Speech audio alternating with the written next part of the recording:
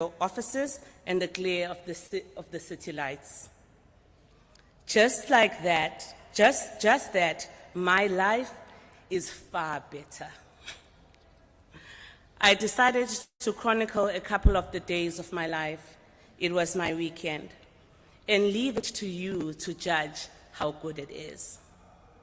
As I end, I did say earlier that the spotlight to date is not so much about anyone else, but the seafarers. I look forward to the panel discussions, and more so, the sharing of personal journeys as they give an account of their lives at sea. I urge you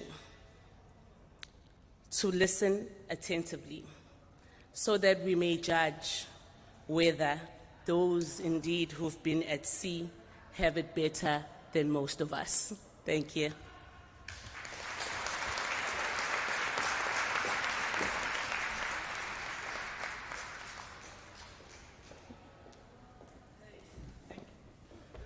Thank you, Ms. Tronto, for yet another clear message and encouraging us to listen attentively when the seafarers are sharing their journeys. At this stage, before we move on to our next speaker, we're going to play a recorded message from the Secretary General of the IMO. It's a short video. Most colleagues would have seen it already. It's a befitting video also, looking at the theme and analyzing it in a very succinct manner. And our colleagues will then put it up, and then immediately thereafter. Ladies and gentlemen, for the 12th time, we celebrate the International Day of the Seafarer on the 25th of June. Since its launch in 2011, the day has focused public attention on the contributions made by seafarers to the entire global community. This year, the theme celebrates maritime voyages and journeys. Every day, hundreds of thousands of seafarers are on the way on ships, while others take their well-deserved break, getting ready for their next voyage. Their ships are key mover of global trade and engine of the global economy, transporting cargoes such as food, medicine, electronics, and more. Without the seafarers, there would be no shipping. This day every year gives us a chance to recognize and pay tribute to seafarers everywhere, whatever their voyage. Shipping and the call of the oceans form a way of life. This is a meaningful, important career that provides a solid foundation for life and offers endless opportunities to learn and progress. This noble profession is something that I hold close to my heart. And for many of us, our voyages are the start of the lifelong maritime journey. My own maritime journey has enriched my life. It allowed me to gain skill as a seafarer on ships and then to apply that knowledge and experience ashore. My journey took me from serving as a cadet at the Korea Maritime University to studying at the World Maritime University. I served in the Ministry of Ocean and Fisheries in the Republic of Korea and represented my country as a delegate at IMO meetings. Then onto the Port of Busan Authority, where I was its president before arriving at my current role as a Secretary General. Each seafarer's journey is unique, yet many of the challenges and opportunities are shared. After 2 years, the COVID-19 pandemic still presents a challenging working environment with continuing difficulties in conducting crew change and gaining access to medical care and shore leave. I will continue to urge the Member States to support the seafarers by designating them as key workers so that every seafarer's maritime journey can move into smoother waters. On this day of the seafarers, we also look to the future. New technologies, new equipment, and the need to make the shipping greener will provide new challenges and opportunities. I'm sure you will rise to those challenges and pave the way for the more sustainable shipping in the years to come. This year's Day of the Seafarer's theme is Your Voyage Then and Now. Share your journey. I invite you to share photos from your first voyage and your most recent voyage on social media. You may be new to the profession, or perhaps you have been sailing for decades. We want to hear from you.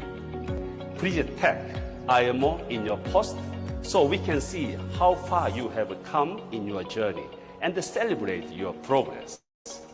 We invite everyone to use the hashtag Seafarer Journey wherever you are seafarers yourself or paying tribute to them.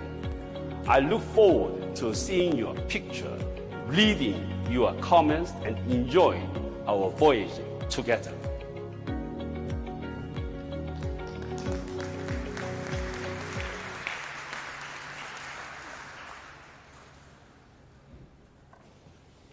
Yes, ladies and gentlemen, I think we also welcome the message from the Secretary General of the IMO, also very clear and instructive message to all of us.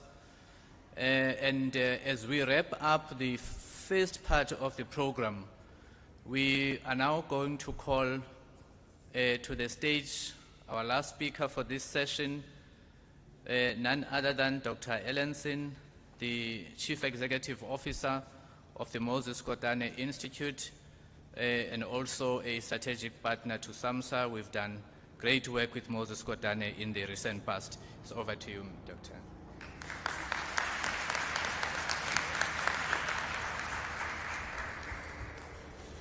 Thank you very much, Program Director. To the Minister and Deputy Minister in absentia, I greet you.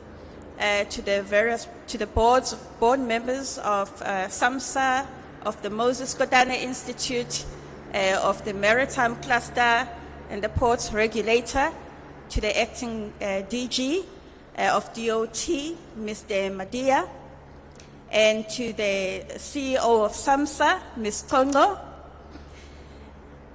to the representatives of government, industry, academia, distinguished guests, ladies and gentlemen, and our seafarers, I greet you. Today, we have a special day. We are commemorating our seafarers today.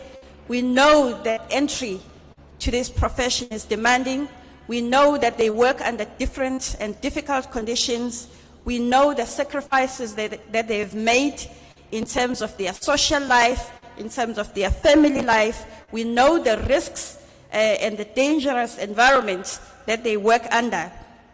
We know that they have to work under strict compliance and regulatory environment, and we know the long hours that they have to put in. We know the long distances that they have to work under. But at the same time, we know that they get to see the places that we don't get to see as normal people. We know that there are long-term prospects in this career. We know that this is useful to the community because they are bringing the globe to our doorsteps. And people don't even realize that on a daily basis. We know that this is a unique career, and we know that this is adventurous, and we would like to thank the seafarers for the discipline and the dedication and the courage of choosing this career. This career is very beneficial to government, very beneficial to the industry, because this career and this space is the lifeblood of the global economy, is the lifeblood of international trade. Economy doesn't move, without you, ladies and gentlemen, and we really thank you for that. The space that you are in is worth trillions of dollars, and for you, yours is to sharpen your skills. MKI, as a research institute, will continue to produce research that is based at, or that is aiming at making your working conditions better. And we want to assist you in your future endeavors. We'd like to thank you for your bravery, and you are the link between the past and future generations. The zone that you are in is very important. Therefore, you need to document your experiences to tell us your journey. It's as if the SG was listening to me when I was thinking about this, was in my head, because I was thinking, document your journey and your experiences, write journals, write books about your journey, encourage the learning experience, make videos about your journey, so that the future generations seated over there can learn from your journey and be encouraged and inspired by what you do. Accept everything that is happening in your life as a life lesson, and MKI recognizes your contribution to that. MKI would like to thank you and would like to support all the activities that have brought us to this event today. And in closing, I would like to say, be patient when you are going through the storms of life. Take a notebook, sit down, and learn the lessons. You will be surprised when you look back 5, 10 years down the line at what you've gone through. Secondly, I'm saying for every action, there's an equal but opposite reaction. So for every choice that you make, there's a consequence, good or bad. We swim in the ocean of consequences of our choices daily. So you need to pray for wisdom to make the right decisions as you go through your journey. We congratulate you today, and well done.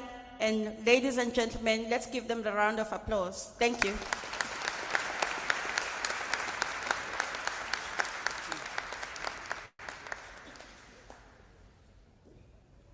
Yes, ladies and gentlemen, I think as we thank collectively all the speakers that gave us strong and clear messages in the first part of the program, I would like to do two things quickly. The first one, behind the Chief Director, I would like to recognize Mr. Becker Zulu as well, the board member for SAMSA. He will be giving the closing remarks at the end of the program. Welcome, Mr. Zulu. We have to have you in the room. Secondly, we are also joined by the Maritime Academy of Massachusetts in the USA. They have just left the room. I'm going to consult with the Chief Director after this session to see if we can give them a platform to give us a few words of support as well. They are not on the program, but I think there's value in giving them an opportunity. They will join us. They're just doing some exercise quickly. It's a big team that was sitting at the back. And then lastly, we've got executive representation from TNPA.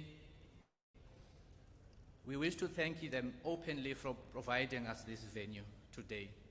When we spoke about partnerships, we didn't say in what form. This venue was given to all of us by TNPA for free. Secondly, the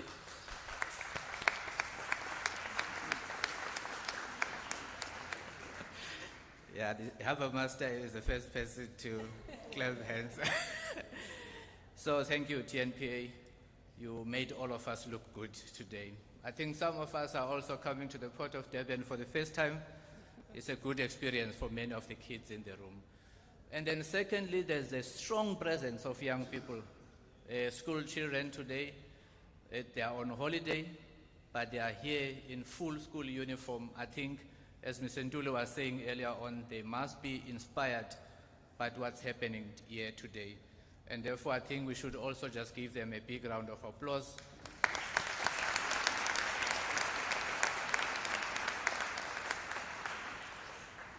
At this stage then, colleagues, we request that we take a quick 15-minute break as we set up for part 2 of the program. I think that's another exciting part of our program as we hand over the stage to our panel members, who I think about 80% of them are also seafarers. They will not just be speaking theory, but they will also be sharing their stories and their journeys.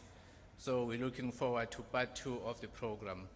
And then later on, once all the speeches have been given, we will welcome to the stage our very own Mr. Sbu Ranswabe, to just give a summary of the key themes that came out of the discussions today. It's just a reminder, Mr. Ranswabe.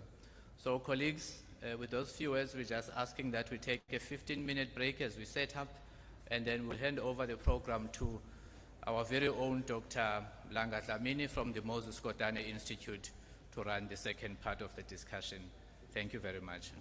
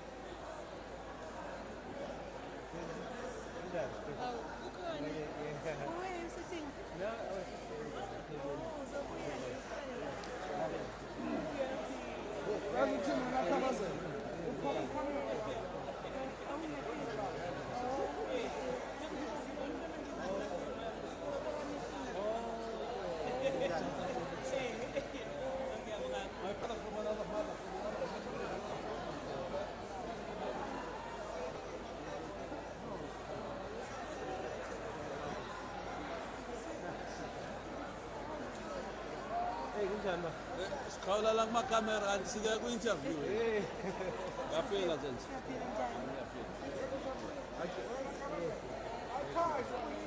oh ngawukhabazela yilo mfishane ukhabazela hayi mina no, it can't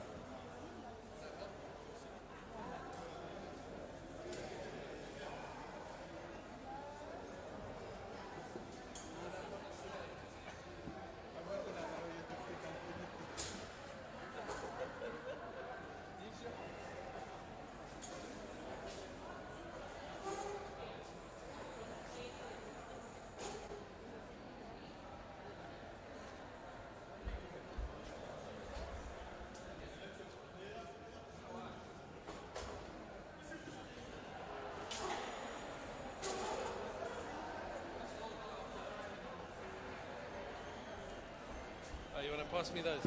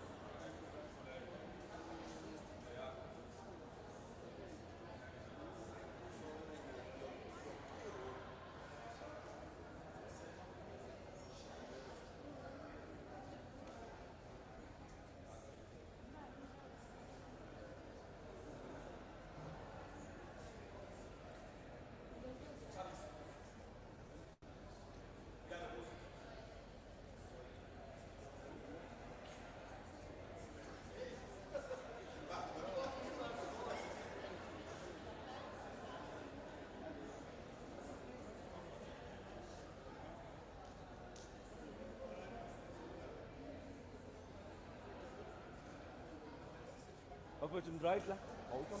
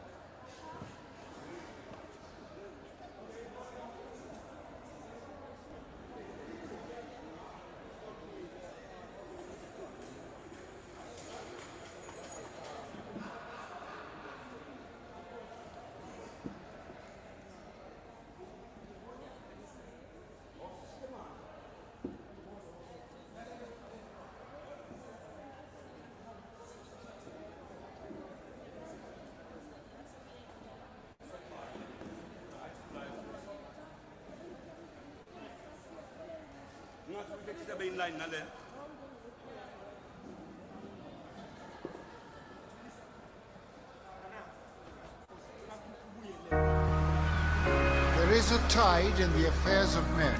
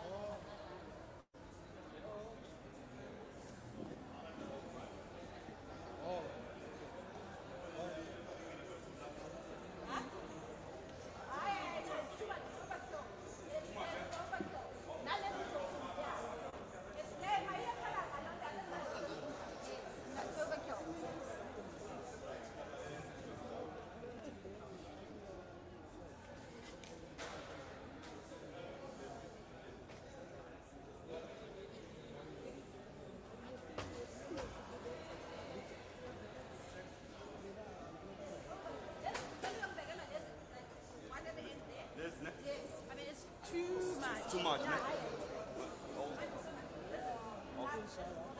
Okay, i-problem ke lo muntu usuke la no siyambona.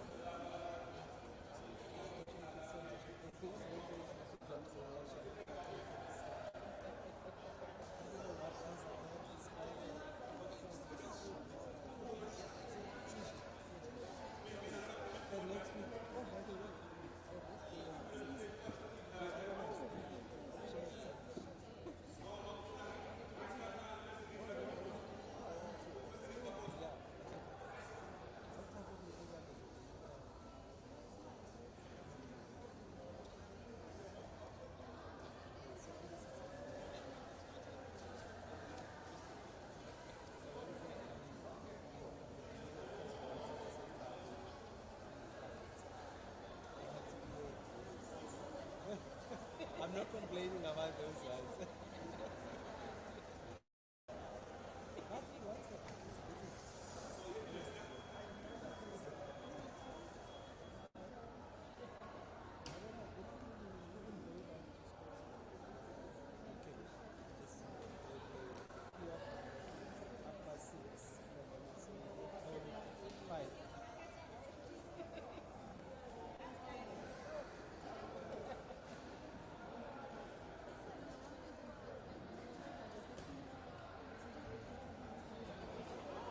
Oh yeah.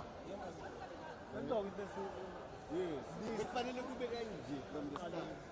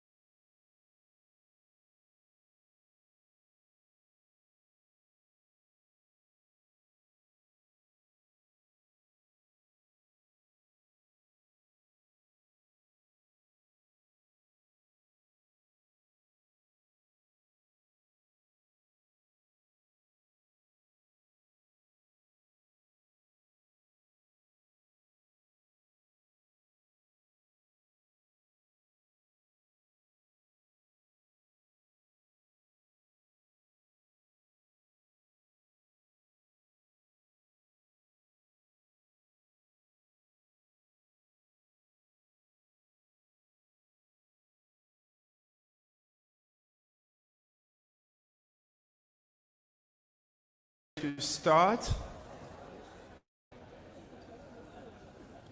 Another 2 minutes. Settle.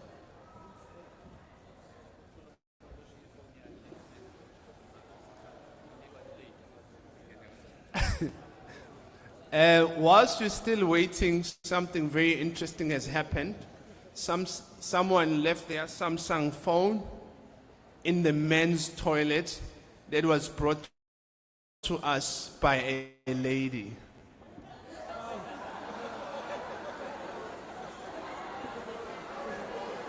Wonders never cease to, they always wonders on Seafarer's Day. I'm going to ask my panelists to come and sit. Let's give it another minute.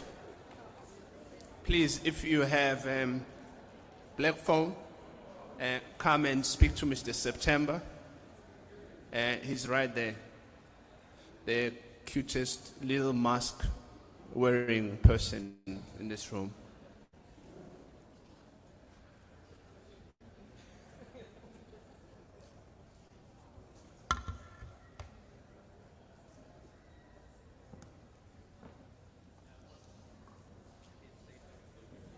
So it tells me it's safer to leave it here. What is this?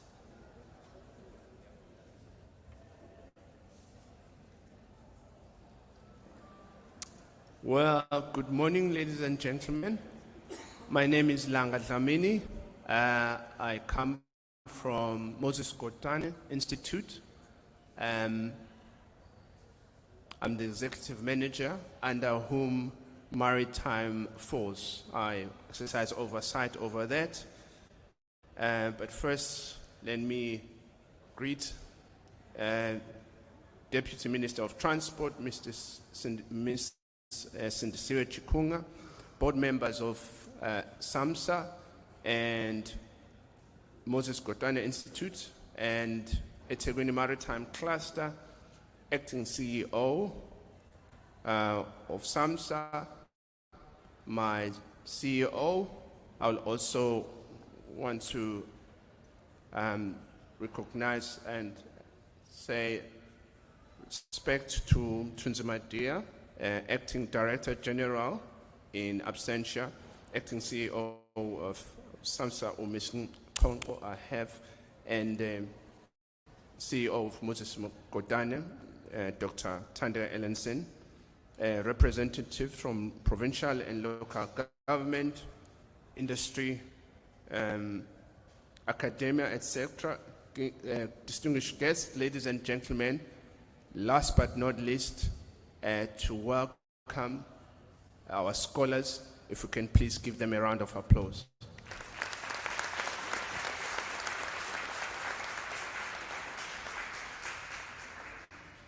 Mine is a relatively easy job to do today, and is to just, these are the people who are going to be talking to us, who are my panelists today, in commemoration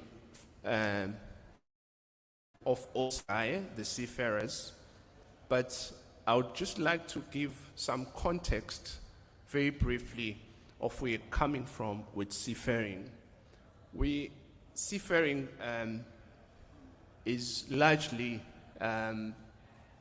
captured historically, especially from the perspective of England, given their footprint at sea, etc. And that's where South Africa, as a legal jurisdiction, gets its precedents from, gets its practices from.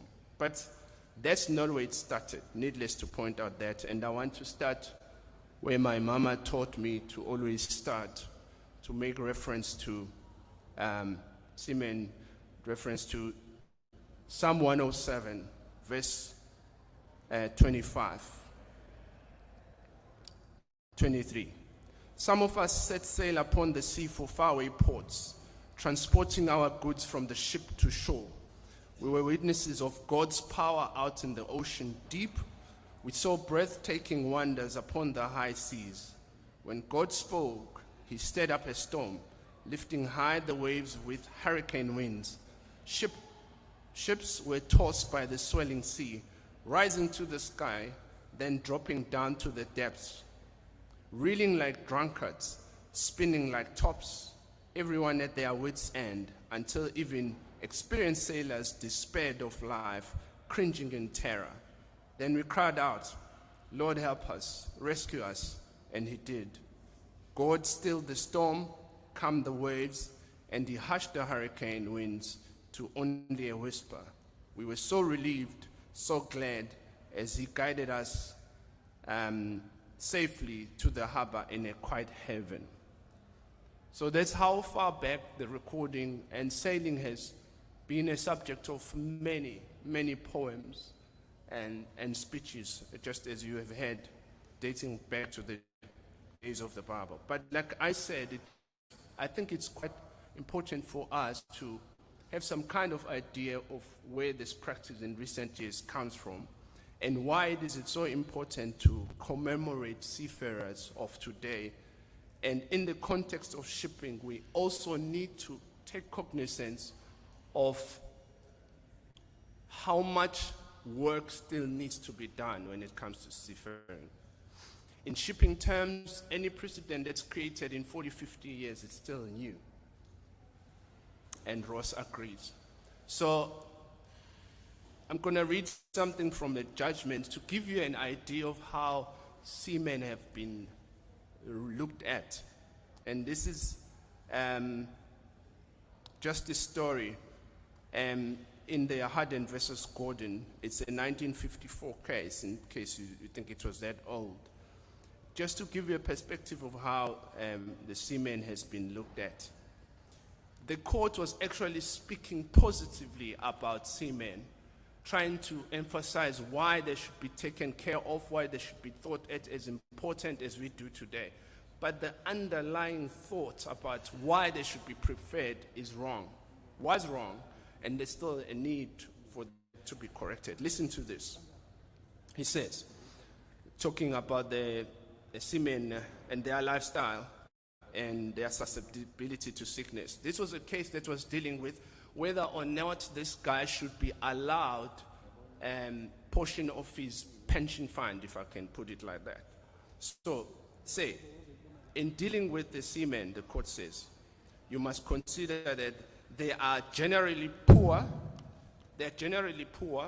and friendless, and acquire habits of gross indulgence, careless and improvident, which means you can't trust them too much. If some provision be not made for the in sickness at the expense of the ship, they must often in foreign ports suffer the accumulated evils of disease, poverty, and sometimes perish from the want of suitable nourishment.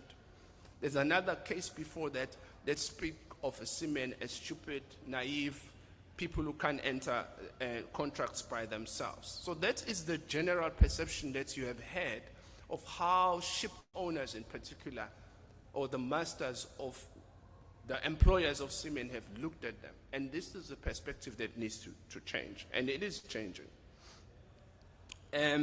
Our very own Merchant Shipping Act deals with this quite better than how most have. For instance, a master of a South African ship where a crew member has more than 50 rand. This is the legislation that was promulgated in 1950, the same time as the judgment, to just show you how internationally seafarers have been looked at and how we have dealt with them, which I argue is better. If a seaman or a seafarer has as much as 50 rand due, though not payable, the master must make provision of the seaman to be able to remit his or outstanding wages directly to a bank account. International practices recognizes that a seaman should be able to choose to be paid partly or on board in cash, and partially by way of home allotments, basically as they're going off. So this was beginning of the protection of the seafarers that is legislated. I'm glad people like Mr. Ntuli and others are here, who are people who are driving the policy and who are behind the formulation of the new legislation. They are aware of these problems as we are busy amending the Merchant Shipping Act. These are the kinds of issues that we need to address and make sure that the seafarer is put at a better position at all times. So that is the background. Having said that, our own jurisdiction in South Africa, like I said, is based in English jurisprudence. What will happen is, although a seafarer actually is contracted like every other employee, a seaman or sorry, someone is trying to call me to sell me a cell phone by calling me on the cell phone. I apologize.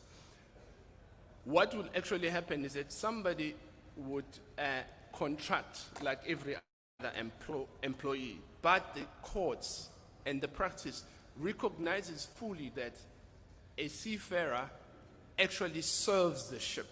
So, typical scenario, you are employed as a seafarer and the shipping company runs into hard time, falls into a hard time, and there's no money. The seafarer is the first person to be paid. And that right lies against the ship itself, which means the seafarer actually has the right to sue the vessel itself, not under employment, but because provision is done to the ship itself.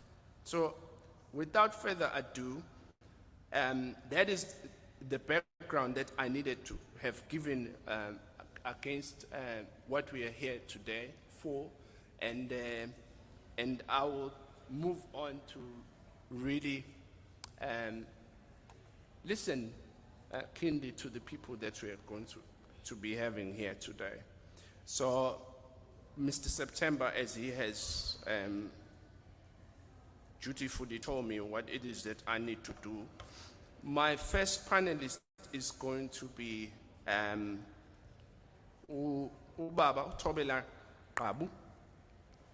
He's the regional manager East and currently the DCOO.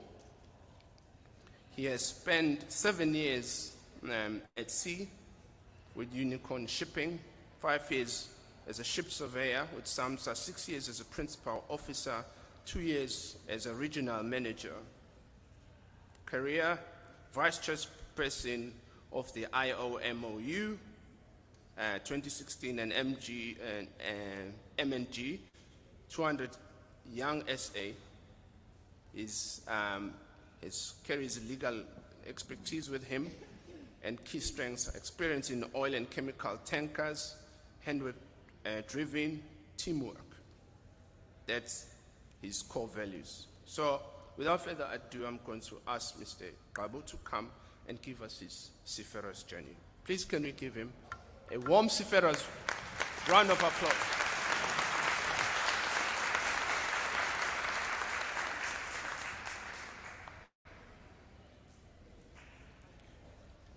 Ladies and gentlemen, good morning. Sanbona. I will start by saying everything that I had on this paper has been said by the leaders of the maritime industry. So I've got nothing to say. To the ministry, the maritime leadership at large, all protocols observed.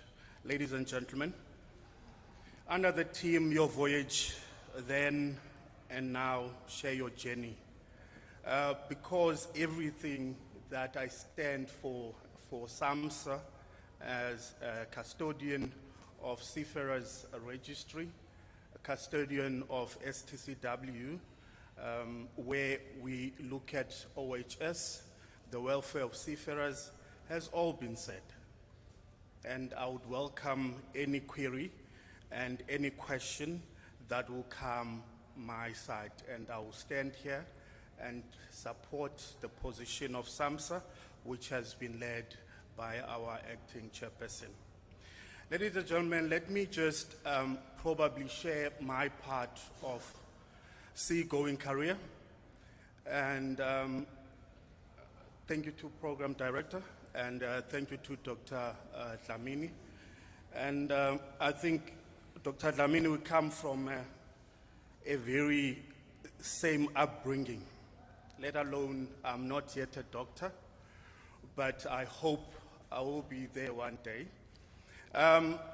When I joined my first vessel, my grandmother gave me a Bible, a small Bible, which was written in Xhosa. One of the countries that I went to was Kuwait. And as a seafarer, they asked for all those movies that seafarers would watch, collective of that, which was banned items in Kuwait. And one of the things that was actually taken from me was my grandmother's Bible. And as I watched my grandmother's Bible go down the garbage, the black garbage bag, I realized there's something wrong with this picture. If my grandmother's Bible is going to go down with the same movies that I was taught not to watch, then there's something very wrong. But ladies and gentlemen, start of my career, first flight that I ever flown from, I was from Durban because I was a unicorn cadet. Here in Durban, I studied in Cape Tech, came to Durban for sea experience. I joined Unicorn Shipping. First flight of my life was from Durban, Joburg, Dubai to Asia to my final destination in Ulsan, South Korea. I had the most amazing experience ever for a first-time cadet to experience. To actually, on your first journey as cadet, to visit the shipbuilding, the shipyard, where they put together the ships that I was sailing on. I spent 3 months in Ulsan in Korea, admiring what actually came together to become a ship, building product tankers. So that experience I always cherished, and it always been a milestone in my career, because some of us, as we might be called seafarers, they've never experienced such. And it really, and the learners will help me here, it really Googles my mind when I see that, is it Google?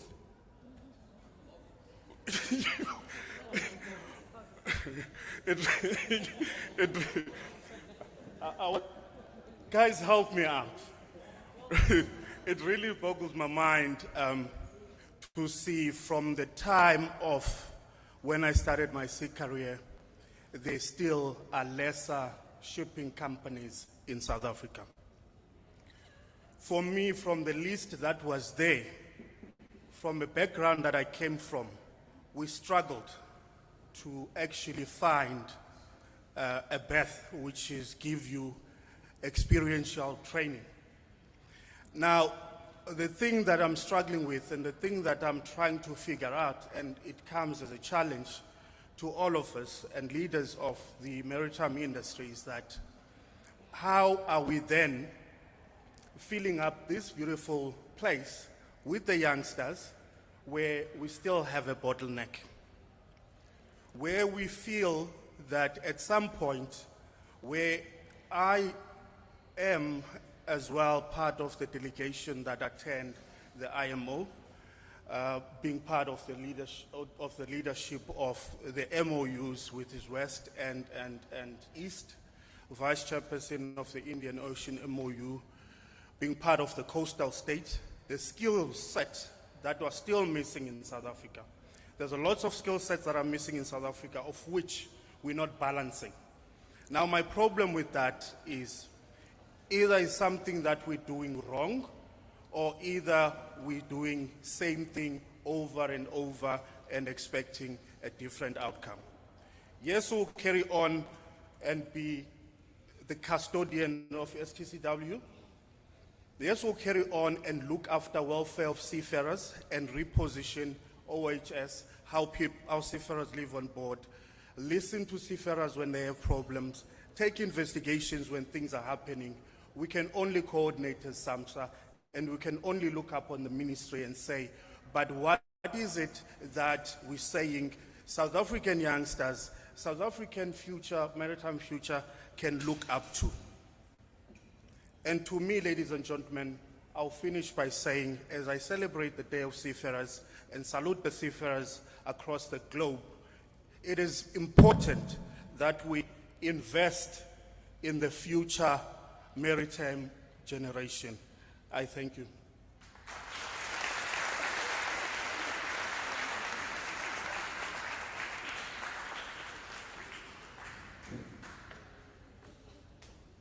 Thank you very much, Mr. Kabu, for this experience.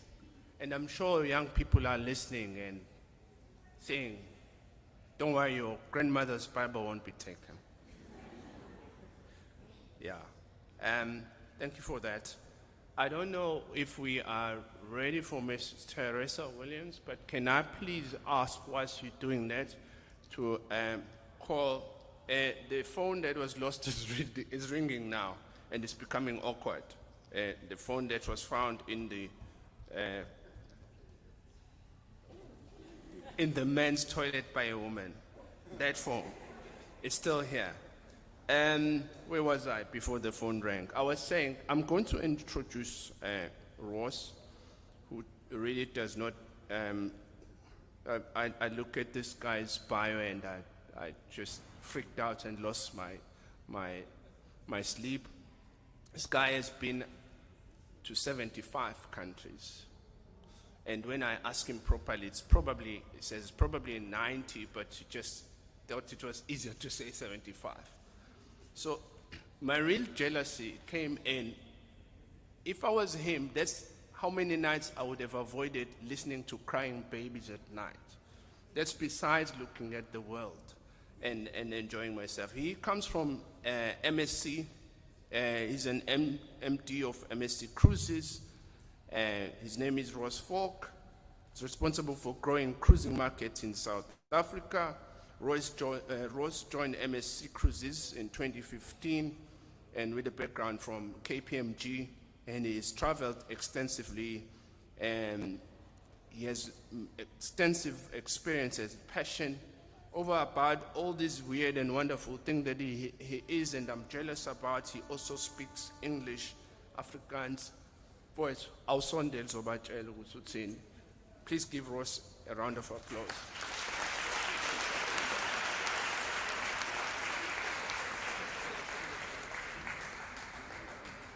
Sanibonani. Unjani? Ngoright. Ujabulile kwazi namhlanje. Ngiyabonga kakhulu. Good afternoon, Minister of Transport, Deputy Minister, Deputy Director of Transport, the esteemed CEO, Acting CEO of SAMSA, TNPA. Thanks very much for the wonderful privilege of being able to speak to you today in relation to celebration of seafarers.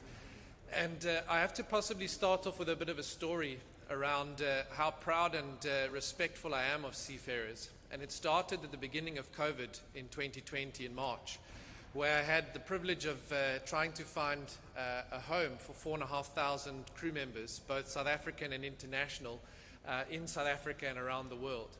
And I have to tell you that some of the challenges that we faced from a COVID perspective in South Africa, being locked down, not being able to buy cigarettes and that kind of stuff, was sort of equally seen, and in some cases even more difficult on board the vessels, because some people were in quarantine for 14 days in a cabin, that they had to go sort of spend the 14 days in that space. And I think for me, that was an incredible journey for each one of those seafarers to see the positive nature with which they took to the challenges that they faced. It was an incredible experience for me to sit with them and to talk with them every single day, trying to find them home, find their way home. And there were a lot of creative stories we had from some South Africans in Brazil, finding their way back via Amsterdam, to a very esteemed crew member who was from Kyrgyzstan. So even with my extensive travel experience of 90 countries, I didn't manage to find where Kyrgyzstan was. For those of you that are very interested, it sits somewhere between Mongolia, China, and Tajikistan, out in Asia. And this crew member had to go home via about 7 different flights. So her journey was from Durban to Johannesburg, from Joburg to Qatar to Amsterdam, Amsterdam to Belarus, and from Belarus through to Azerbaijan in Baku, and then finally home to Bishkek.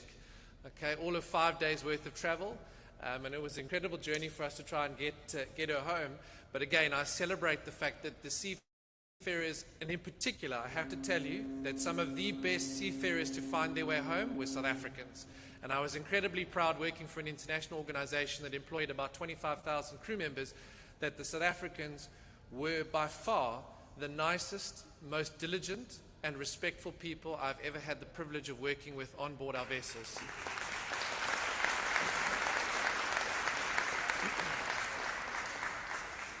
So I do share Tubelo's comments around the fact that I think that from a South African perspective, we have such a rich maritime history and 3,000 kilometers of coastline. It's something that we should definitely explore in order to try and achieve our own independence in terms of looking at what we can do for seafarers from a local perspective. And just talking about that from an MSC perspective globally as well, we're obviously embarking on a huge investment program in terms of building cruise ships. So we've gone from 12 cruise vessels in 2015 to our programmed plan in excess of 27 vessels through 2027. Okay, so that's a massive embarkation on an infrastructure growth program. And one of the centers for excellence that's been identified is South Africa.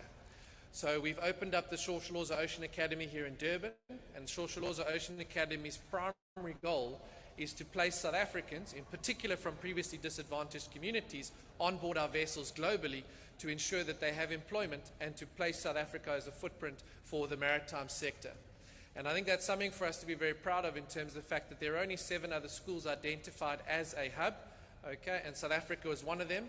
And I even had the global chairman of MSC Cruises on the phone with me the other day talking about the fact that our ultra-luxury division, the Explorer, is looking for crew members for 4 ships that they're going to be building between now and 2025.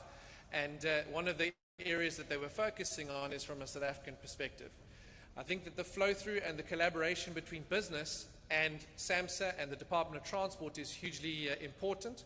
Okay, I also had the privilege of working with our Department of Transport colleagues through COVID, and I found them to be incredibly practically minded and very, very diligent in wanting to ensure that seafarers were respected and obviously also brought back and also engaged from an employment perspective. So I salute the Department of Transport in terms of their methods in terms of this, and look to have the collaboration between business, government, okay, and the maritime sector in terms of the safety to look towards trying to grow the opportunities for young South Africans to be placed on board in any sphere of influence. Okay, Dr. Langa spoke about my extensive travel experience. It's come at a lot of hard work and a lot of sacrifice, but it has led me to understand that the world is only as strong as its youth. And it's very important that we acknowledge the fact that what we produce through the pipeline leads us to our leaders in the future. And I think that that's an important message for each one of you sitting here. Don't neglect your studies. Be positive about it, and you can one day be successful and travel the world as much as anyone has ever done before. So thank you very much for the opportunity. I really appreciate it and respect the fact that you've given me the time. And Gibongo Gakul.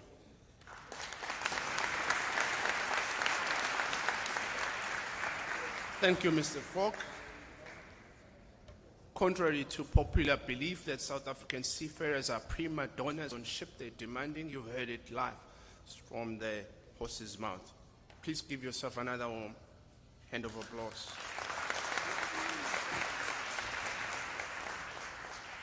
I don't know if we're ready with Miss Williams. Please give me a signal. Yes, no, maybe, sort of.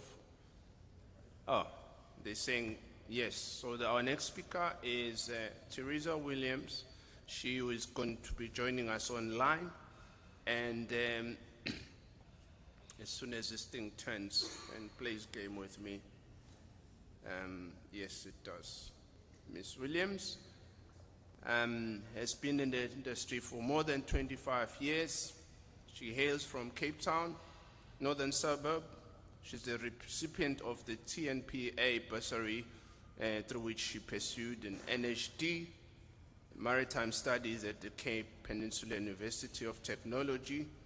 And also she has studied in Rotterdam, and she completed her on-board ship training with Unicorn Shipping Lines as a cadet and proceeded to serve as a navigation officer with various international shipping lines Ms. Williams is currently the head of Department for Maritime Studies and Survival Center at the Cape Peninsula University of Technology, the first female to hold this position, and is passionate about maritime training and transformation initiatives.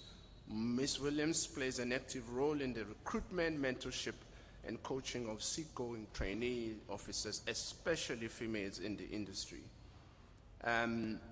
There's something that I really cannot miss. She's the pioneer in the maritime industry. She became the first female marine pilot on the African continent in 2001 after completing the required training programs at the Shipping and Transport College in Rotterdam. Ms. Teresa Williams, can we please give her a hand?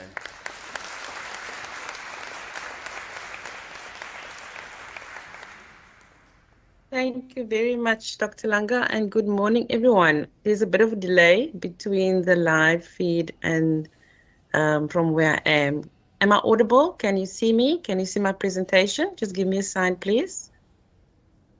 Thank you very much, Dr. Langa, and good morning, everyone. There's a bit of a delay between the live feed and from where I am. Am I audible? Can you see me? Can you see my presentation? Just give me a sign, please. That's the sign. Okay. Thank you so much. So greetings to all the dignitaries, Department of Transport, captains of industry, sincere thank you. I'm so humbled to be here today. And a thank you to SAMSA, the CEO of SAMSA. All the dignitaries, Department of Transport, captains of industry, sincere thank you. I'm So so humbled to be I'm here. going to try and summarize a 25-year career in about 6 slides. So this picture you see was taken a couple of minutes before I boarded this helicopter. At the time, it was my coordinate to move pilots to be able to pilot them. Was taken a couple of minutes before I boarded this helicopter. At the So this time, it picture, right, in one same day, my first as a marine pilot in Port of Durban, and the vessel is called the Seafarer, and that was the first vessel I was able to pilot into the port. A little bit about my journey. So in 1992, I was the recipient of my science or mathematics science in 12, and I started studying towards a national high diploma in maritime studies. So at the time, it was the higher education in South Africa, was kind of discipline to go in your honors but it wasn't the case in South Africa.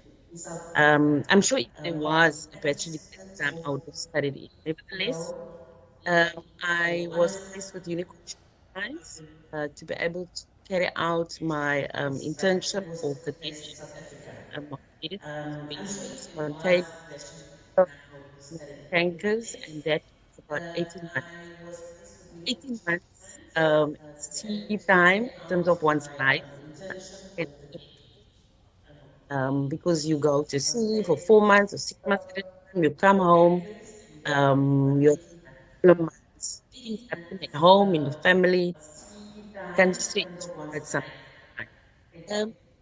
In between being at sea and studying, qualification in 1998, and I ultimately served about 17 years.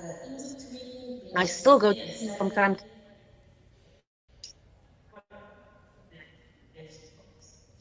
time, especially being in academia, so that I can stay current and my knowledge remains fresh. I would still like to continue now and then just not to serve. But it's I also managed to qualify as a tugboat captain, also with transnational ports of and of course from other thing at the time. now we need to serve. I didn't stop there. I also managed to I served qualify as with a TNP private captain, also with transnational out. fishing for the full of the Up until that time, I'd only own the public sector I didn't stop there. I served entities, with TNP and I out varied experiences in operations management also, and only own the public in private sector, sector becoming a and consultant for the my varied experiences organization, in operations and management also and serving port efficiencies in Western and Central becoming a Africa. consultant for the We developed and delivered it and specifically in terms of leadership. port I, efficiencies in I Western and Central after that time with the Igbo, I my qualifications, delivered it sea feeding qualifications, specifically in and terms of leadership. did my oral Leadership.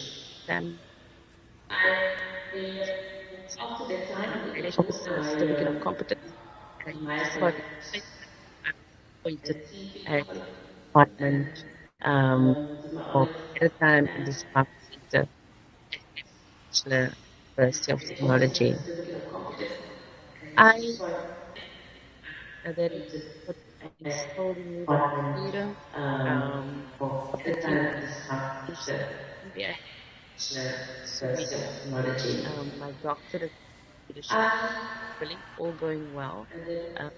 Graduate next year in 2023. So that's about 25 years.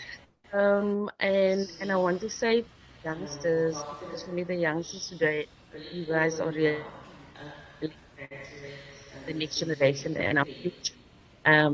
There's some of you been proud of me and wanted to know, and as an African, my journey has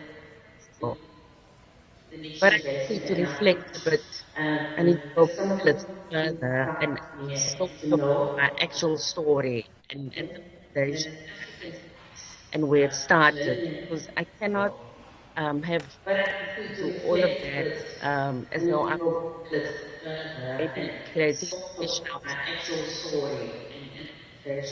Not story, but this is the story, what you're looking at. So I was born in a caravan, and the caravan hospital at the time in the mid 70s. And from the hospital, I went home. Somebody shadow, not specifically on the screen, but some. And from the hospital education, they still had my parents went to night school to be able to have outward weight literacy.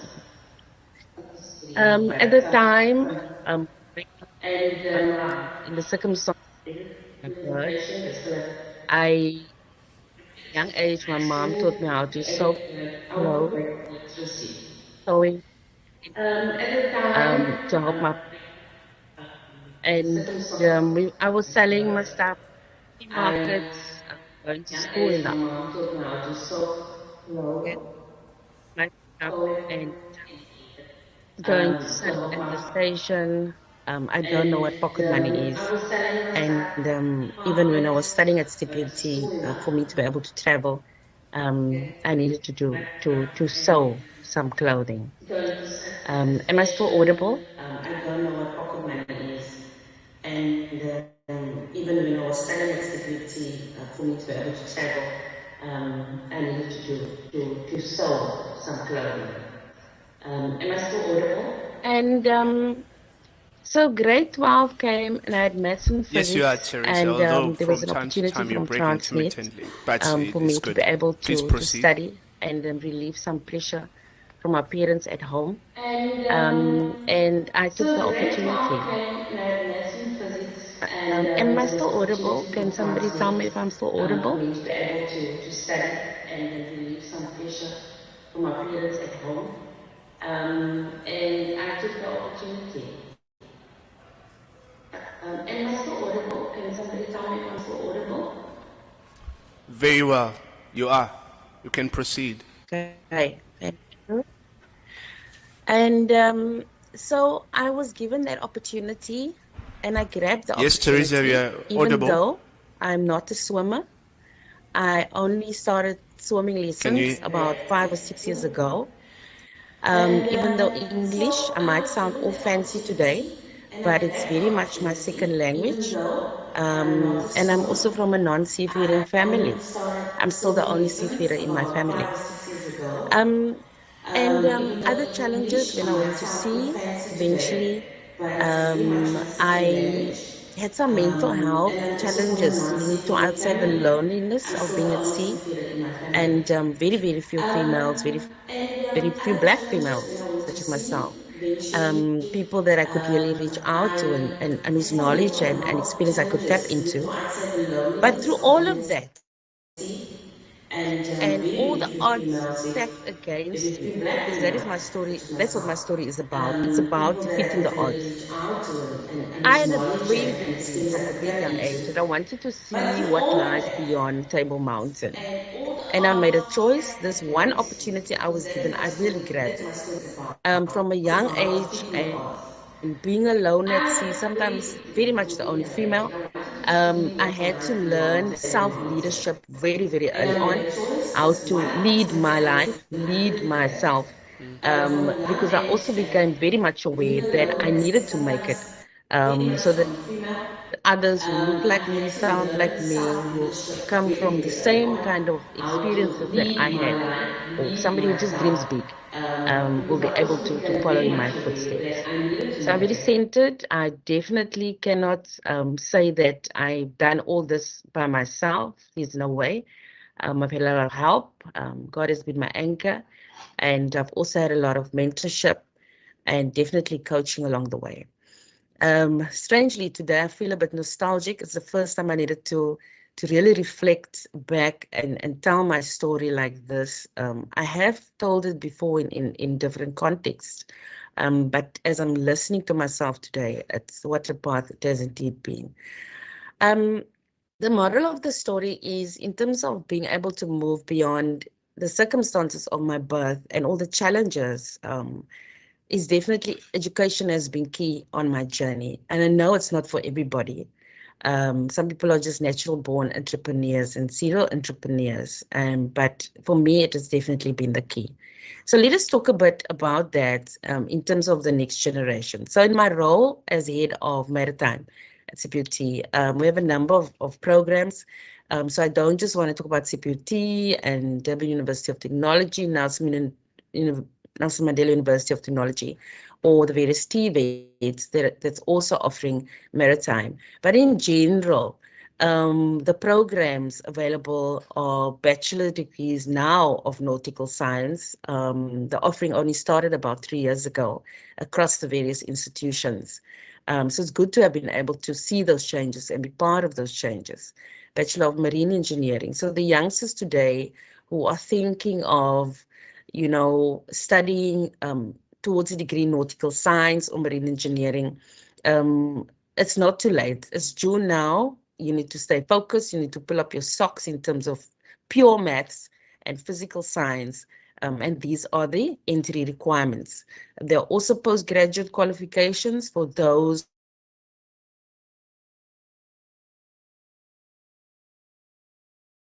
already of the industry. So what has changed, what is changing in line with technology innovation and the evolution around it is definitely simulation and robotics. CPT and a number of the institutions have simulators. This year, we've been introducing robotics in terms of artificial intelligence, 3DX and 3D. And because of the many high schools now, based on the strategies of the basic education and higher education, robotics is being rolled out. So where we are at in terms of traditional universities of technologies and TVETs, we must make sure that we are ready to receive you once you've had some kind of taste of new technology in high school already. so that we can assist you to continue with that. So that is what we're working on, because we really need to prepare our students for the workplace. So what is that workplace like today already and into the future? There were different challenges for some of us who are speakers today, 20 years ago, 25 years ago. But today, the challenges the world is facing are different. And your maritime qualifications do play a role in trying to find solutions for the future. If you look at it, just touching on global warming, ice is melting. It's impacting shipping routes. What solution are you going to have as a learner, as a student? So when you want to come into this industry, you must decide to ask yourself, am I going to be part of the solution, or am I going to be part of continued challenges? So really research, what do you want to come and do in this industry? In terms of environmental pollution, shipping is probably the biggest emitter in terms of carbon emissions, marine pollution out at sea. Finding solutions to control pollution is what one is looking at now in terms of research that is going on. Water scarcity, we know in our country, in various regions, we have severe water scarcity. What are the solutions? Are we just going to wait for rain? Global warming, the impact is impacting the changing in the climate. So rainfall is not as before. What are you going to do? You can do that. As a seafarer, as a mariner, you're going around the world, you're seeing the various problems, the socioeconomic problems. Stop and think for a moment. What are you going to study beyond your bachelor degree or your diploma in nautical science or marine engineering? Energy scarcity, wind and solar energy, solar panels on ships, wind turbines. You see that globally as you travel. So you, as again, the youngsters, think about it, because the industrial evolution is here in terms of the technology evolution. Shipping sizes are changing. Larger ships, less people on board. It means the people on board must be so competent and must be able to multitask and have different kinds of disciplines within themselves and knowledge areas. Autonomous shipping, and I touched on simulation and robotics, and that is what it is used for, to prepare the student, the learner for the workplace that is out there in terms of autonomous shipping. And then lastly, just as another item, because this list is definitely not exhausted. Item number 6, I was thinking of where to place this. Is this number 1? Is this number 6? Or is this across everything? In terms of seafaring and land-based employment, and some of the speakers already touched on that today, that when looking for solutions for the future, when you're looking at developing new qualifications, one is thinking ultimately about the employment, because is somebody studying to be employed in a sector, or we just doing training for the sake of training, or will that training ultimately be able to provide that person with a job and a means of living? So seafaring and land-based employment for South African seafarers and beyond South Africa into Africa is very critical, and the solutions that we need to find around that, because shipping and seafaring and maritime is more than just seafaring. And I will show that with my next slide. Of the careers within the maritime sector, it's so broad. You would have heard of the captains of industries, the regulators here today, the Ministry of Transport. It's so much more than seafaring. We have a growing and a thriving fishing industry as well. Not just on the fishing boats itself, but within fishing organizations. Within the port sector, besides marine pilot, tugboat captain, there's also the offshore industry. Within academia, you can be at sea for a time, or you can say, whilst we are limited as a country in terms of ship ownership and the low number of ships, quantity of ships on our registry, you can stay in academia and become a professor, become a lecturer, and share your knowledge. So it's about looking beyond the limitations of what we have as a country and even as a continent, and to say, but what can I use my knowledge for, my experience for, my qualifications for, and I'll say that that is what I've done. Because at various stages of my seafaring career, I was unemployed as well. As I was waiting to get a ship, as I needed to apply to international companies to be able to finish my sea time. There's more that one can do beyond just, seafaring and waiting for a ship. And that has helped me gain so much experience and knowledge globally. And thank you so much. These are of our students, of the happy faces. They're looking happy, but there's a lot of work that goes into be able to ultimately graduate with a qualification. I want to say thank you to everyone who's been part of my journey.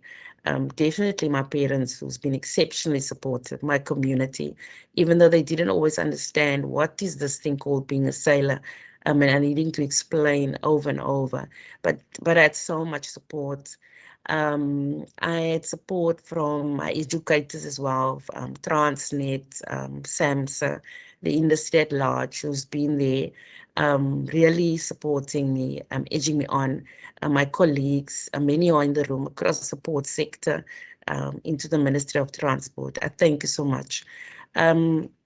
Just for our youngsters, just in closing, please rewrite your story. Whatever circumstances you come from, get mentors, ask for help, be adaptable to what the times require, be willing to work hard to achieve your dreams and do what I've done. Just find and live your purpose. Absolutely love your purpose. And if you want information, there is a contact email address. Applications are open now. Across, and not only CPUT, but also across the various institutions that offer maritime education and training. I thank you so much.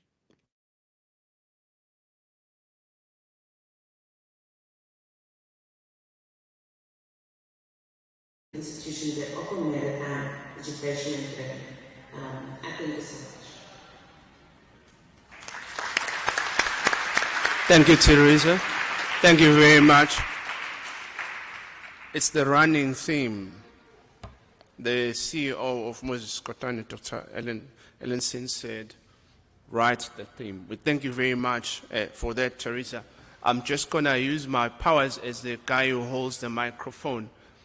Can I please get some clarity? What did you mean education is the key for some? I saw in one of your slides. I thought that was an interesting note to make. I just wanted to see what did you mean? Did you mean maybe there are other options other than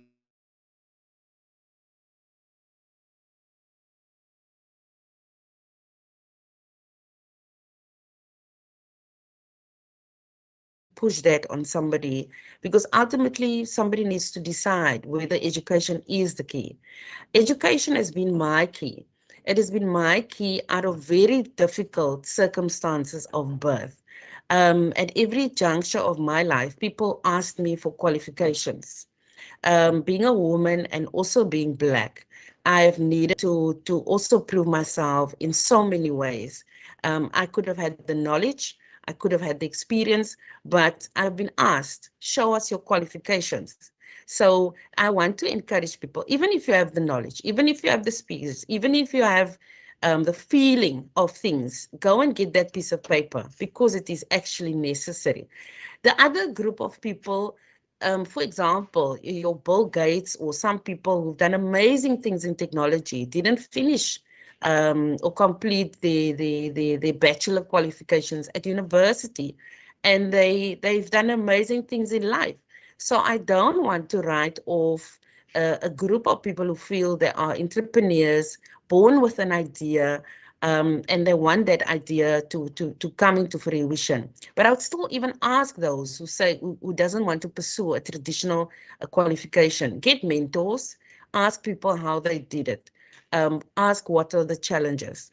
But as I said, for me, education has been the one that has opened doors for me. I hope I've answered your question. Ask people how they did it. Ask what are the challenges. But as I said, for me, education has been the one that has opened doors for me. Ladies and gentlemen, thank you. Ladies and gentlemen, Ms. Teresa Williams, can we please give her another warm applause? Thank you very much, Teresa. Quite interesting. I just want to take this 1 minute to just speak to the young people. If you're not young, I'm not talking to you right now. You have heard what Ms. Teresa Williams has got to say. It does not matter your background. What you have to do is dream. You've heard, I can pick up any of us here, especially any African folk, the story is the same. Struggle, absent fathers, no money, some born in caravan. In 2023, she's going to be graduating with a PhD. So the sky is the limit for you, scholar. Do not think about your own circumstances and think that this is the end. What Miss Teresa Williams is telling us that she imagined herself, she put in her mind and asked herself a question: what is beyond the Table Mountain? You personally know what your mountain is that is in front of you. Try and imagine yourself beyond that. All right? If that is you, clap for yourself, scholar. Come on.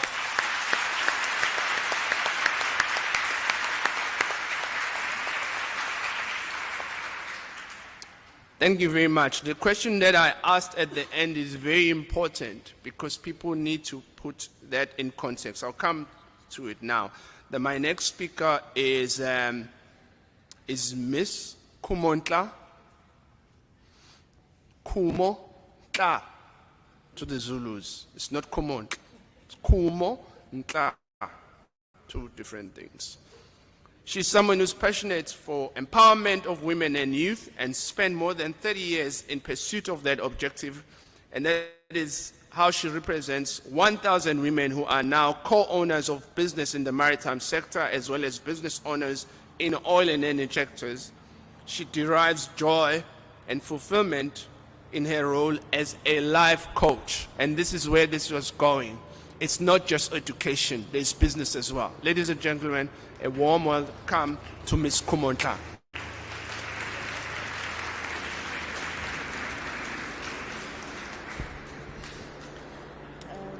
Thanks very much, Program Director. On that note, I want to continue. As it's been stated, my name is Kumo Ntla. Ntla means point in Setswana, Dr. Langa. Point. And Kumo means wealth. I also would like to really address more the young people today. We have been asked to speak as a company that employs seafarers.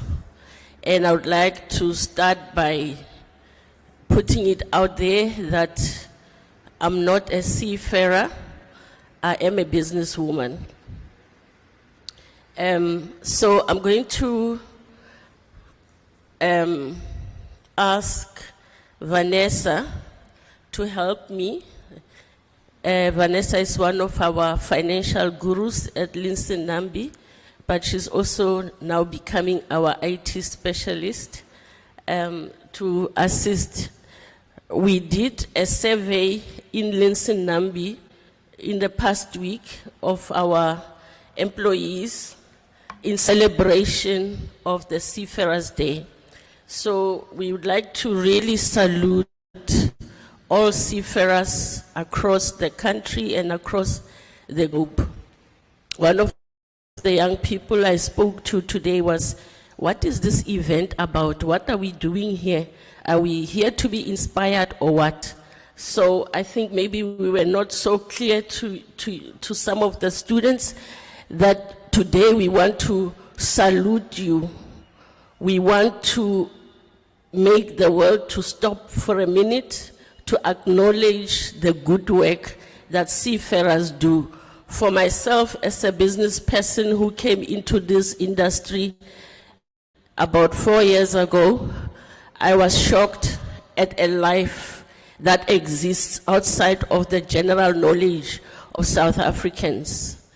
My eyes were wide opened when I realized that there's a whole big ocean out there, and it's not just for sharks and swimming and cruises that pass by that we need to watch, but that the oceans actually provide for us a livelihood that is not paralleled at all. I was shocked when I found out, program director, that there's billions of rands that pass by our waters, and as South Africans for many, many years, we have been watching those rands and dollars go out of our country. So I am very proud today to present Linson Nambi Banker Services.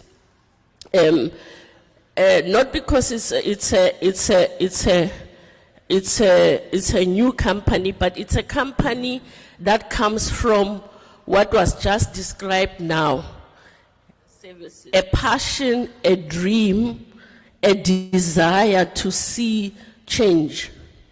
For us, Linson Nambi represents, what is possible if people put their minds to doing something in order to make a difference.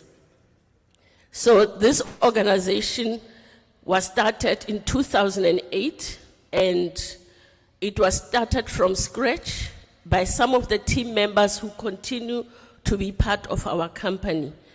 And they had to start by building the ships themselves, or facilitating the building of the vessels. So we do have 2 barges that are outside here on these waters in Durban, and we have 1 barge which is in Cape Town. This company was bought from an existing company by 2 young guys, Tuso, some of you know him, Mhlambi and Durant Naidu. We met as women in oil and energy South Africa with the 2 young people when they were searching for people who share the same vision as them. And they found me on the internet, and we connected, and the rest is history. But what is most important that I would like to share with you young people is that for many years before we got to where we are, we as women in business were really very concerned about transformation in our country. We were very concerned that we cannot continue to look to other people to provide jobs for us, for other people to provide livelihoods for us. So we were formed as an organization that was meant to help ordinary black women who had been to school, some of them, some who were just born naturally business people, and we came together and we said we want to be change makers. We want to make a difference, not only in our own lives, but in the lives of our community. But also we would like to make a contribution to transforming the economy of this country. And so we met with Linson Nambi, 2 guys as women, and said we are on board with you to look at the ocean's economy and to look at in what way we can support each other, work together to make something that looks impossible possible. Many years ago, when we used to talk about the maritime sector, it was just something for other people, Ross, for white people. Sorry. It was something for white people, something out there, something very difficult, something impossible. But we want to say Linson Nambi should be taken as an example of if black people in South Africa come together and put their minds to something, a lot is possible. And so today we are employers of seafarers. We are very proud that we employ only South Africans. We are proud that even though it's still a small percentage, 12% of our crew members are female. Yeah. I was talking to Zama, explaining to her that for us, as women who've been in business in a very difficult sector, in the oil and energy sector, when we came into the maritime, we realized that the challenges are even more for this sector than any other sector, including mining, for example, that this sector is difficult for women, and that we need women in this industry to continue to have discussions on how we can make it a better place for women. And I was saying to her, in our experience in Linson Nambi, we have opened doors for young women, engineers, to come on board. And unfortunately, we have not been able to keep all of them because of the things that have been mentioned by other speakers, the challenges of being away from home, the challenges of working in an environment which is not very supportive of women, in a regulated environment which puts a high premium on safety and health. And so pregnant women on our vessels is a big issue.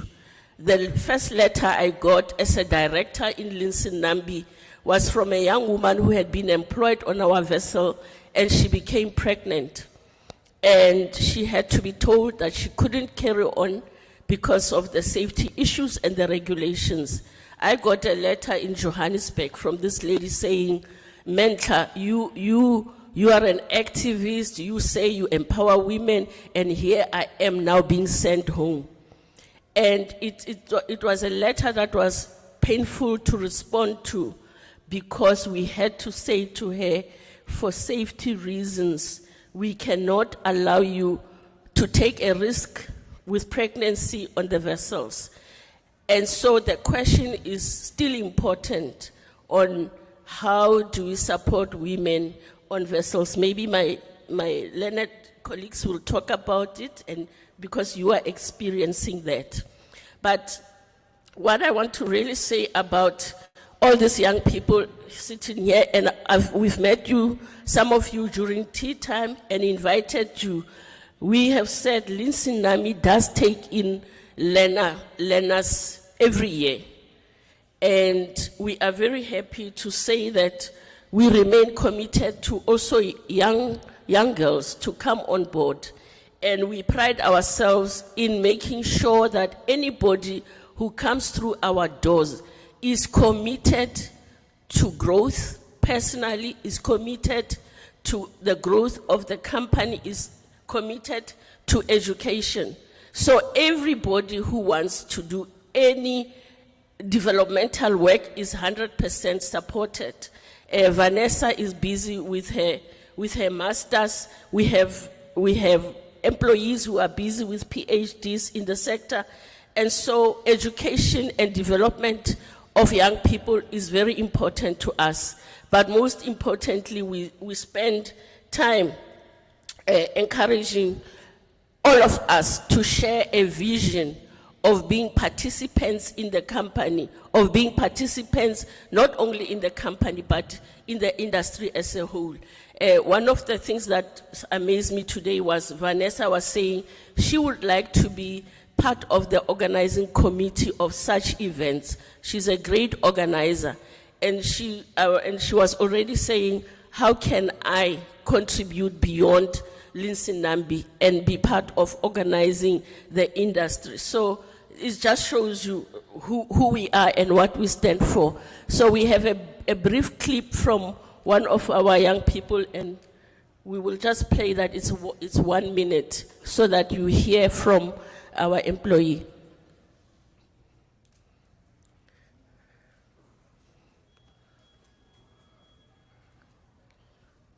I started working at Linson Nambi about a few months ago. I started liking maritime studies because I found it was male dominated. I just wanted to break that stereotype. I guess I'm just a sea woman for real.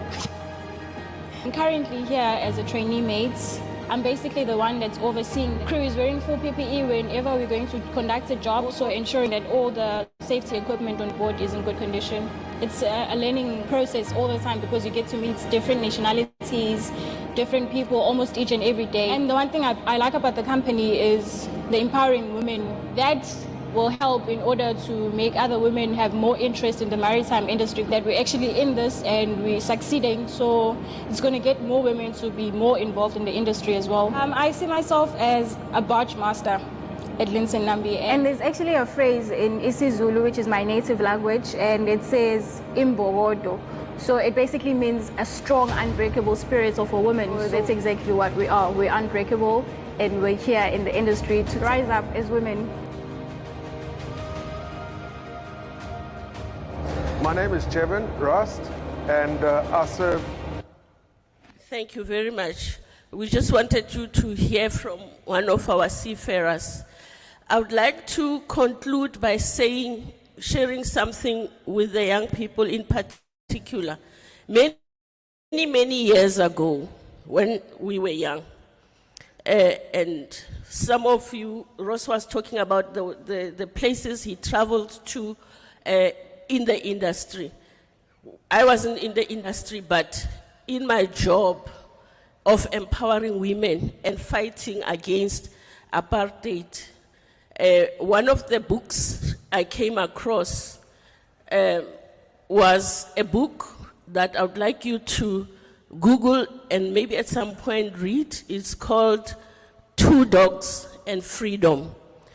Two Dogs and Freedom is a booklet that collects essays at the time, that collected essays from young kids in Soweto. Now, in one of the essays, an 8-year boy was asked what they would like for Christmas. And he said, I would like to have 2 dogs and freedom. So I traveled the world talking about South Africa, apartheid, the need for change, and I used that story to say this is what young kids in South Africa are fighting for. So I would like to say to you that you need to have a dream. And I think some of the speakers have talked about it. You need to have a dream that will drive you. A dream that will say, all I want, not just 2 dogs and freedom, but you heard from our crew member here saying she would like to be a barge master. So a dream is everything. So if we all dream about a South Africa that is different from, other people are saying Africa is going to the dogs, but you and I can dream of a different country. We can do it. And because Linson Nambi now has 3 barges, and by the grace of God, we will have more barges. By the grace of God, we will employ more South Africans. We will employ more of you. You will employ more of others. We can make a difference. So come, guys, let's do it. Can we do it? Thank you very much.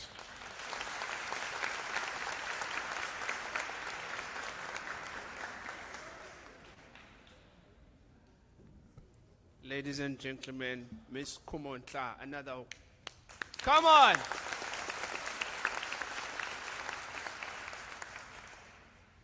Running theme again. Dream. Dream more. Dream big.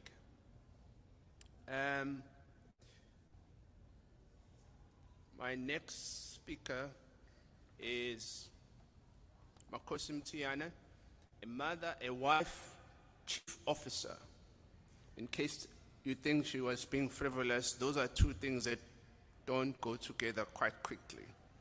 You've heard the conditions they work under, and there's an achievement. She's been in the maritime industry for 15 years, completed her National Diploma in Maritime Studies at DUT, Completed service training, cadetship with Unicorn Tankers and Smith Amanda. Obtained Class 3, which allowed her to sail as third navigation officer. And she's worked for TNPA Dredging Services as deck officer in 2011. After dredging services, worked for Smith Amanda Marine on a research vessel as third officer. Worked for De Beers as a second mate in diamond mining ship. 2013 joined Naughty SA as second mate on a maritime research vessel, and then joined SAMSA. She's obtained a Class 2 license as a Chief Navigation Officer and currently serving as Chief Officer on board. Ladies and gentlemen, a warm welcome, applause for Makosi Mtiane. Come on, you can do better.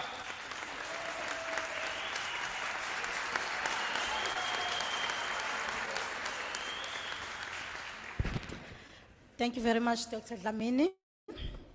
Thank you to Department of Transport, SAMSA, for hosting this day for seafarers. My name is Makosi Mtiane from KZN, Richards Bay, in the rural areas called Entlanzini. I started my career. I went to high school in Mkaideni Technical High School, and then back then I knew I was a civil engineer until I met my neighbor who worked at Transnet, who told me about maritime studies, and then he just told me he wanted me to be a tug master, and I'm only gonna go to sea only 1 year, then I'm done, but I'm still at sea. And then from there, I knew I was gonna be a tug master 1 year. That was in my mind, but I didn't know about maritime. I knew about tug master in the maritime 1 year. So I applied to DUT. I got a bursary from Transnet. So I applied to DUT. I did my studies at DUT, sponsored by Transnet, and I got my cadetship at Unicorn Tankers. I just reminded when Tobela was speaking about the Bibles, it reminded me of how we used to get Bibles from Seafarer's mission. They used to bring about 20 Bibles until they sit there in the mess room until they get thrown away with the old publications. But now I miss my Bible because it's 300 rand and more now. So just think what I did, I am regretting. And then and my journey, today I'm gonna be talking about my journey at sea. After finishing my cadetship, of which I finished at Smith Amanda Marine, I couldn't finish with Transnet because I think there was a problem with birth there, and I'm not sure whether I was impatient or what, but I just persuaded SAMSA, and then somehow SAMSA gave me a go ahead. I ended up at Smith Amanda Marine. I don't know how, but I was very young at that time. I have to do things the way I was doing. I do not know. I just arrived. I don't know how. But I ended up at Smith Amanda Marine. At that time, I was sponsored by SAMSA. That's why I completed my Class 3. And then I got my Class 3 license. I came back to SAMSA. While I was waiting for SAMSA to give me a contract to be a junior surveyor, also, like I said, I don't know what was happening with me, but I think I wanted to go to sea. Then I had some opportunities at Transnet. They wanted the deck officers. I'm like, I'm a deck officer. I'm not at the office, deck office. Then I moved to Transnet Dredging Services. In my mind, when I went to Transnet, I had this thing of, you see now I'll be moving from coast to coast with a dredger. And then when I get there, no, you're dredging here, and then you need to go to somewhere. Not all the time you move. So it wasn't what I was expecting that time. I was having another picture that this is the time, moving, sea to sea. And then that time, the dredging services, they didn't have now these new dredgers that they have now, the improvement that they have now. They didn't have back then. So I must say the improvement now is making it better for the young generations. So after that, I had to leave dredging services because the sea was calling me. I went back to Smith Amanda Marine. I sailed there as a third officer. Now it was a different environment, remember?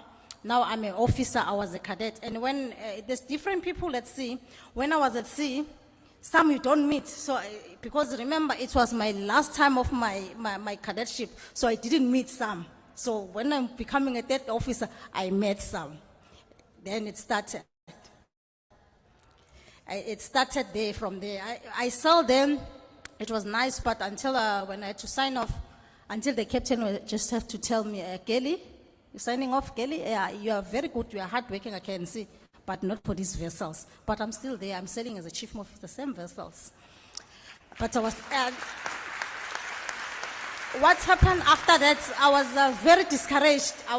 I hated maritime studies. I went home for a leave, but I hated maritime studies with my whole heart. I needed to study something, but I was lazy to go to study something else because I already tasted the money. Now I must go start again. No. But I hated this course and I was scared. I hated the course, but I didn't know what to do. So I had to go back to sea. So I didn't go back to Smith, so I went back to DPS Marine and Mining vessels. There at DPS, remember, it's not a South African company, so the environment was different. But as I joined, I was scared, I'm going back to sea. I'm like worried, I'm held back. Remember when you're a junior officer, you have no voice. Because when you're trying to voice yourself, they ask you questions you don't know. The moment you don't answer, you are dumb and you don't belong there. So you are always scared to be asked questions. You hold yourself, you try to behave, even if you don't go along with what they say, but you try to hold yourself and even if you don't go word to word with them, but you have to listen and understand them. Because once you don't answer, you are dumb, you don't belong to sea. So what happened at TPS, it was okay, the treatment was well, but also it wasn't, remember TPS is mining, you mine there, you stay there, you mine there. But me, I wanted to go to sea. I was not going to sea here, mining here. I had to move again. I went back to Nottingham.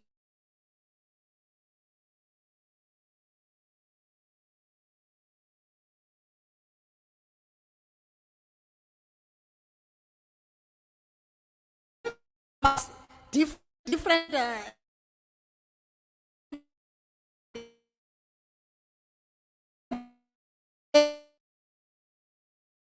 I was happy, but I'm like, ish, these people, them.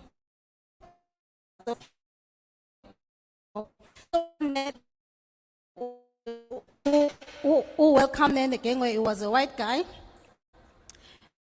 I'm sure he's a very good friend of mine now, that guy. So I looked at this guy, I became very scared. Same time, I'm thinking, oh God, I'm going back again here. This guy greeted me very well, nicely. And then I went to the guy, and this only to find out this guy, we're still friends, is a very good guy. The treatment was totally different to what it was before.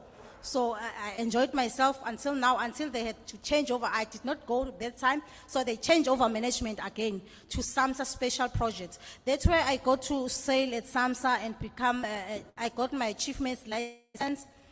But the challenges that we have for us seafarers, especially women, we have to fight twice as men to get the equal.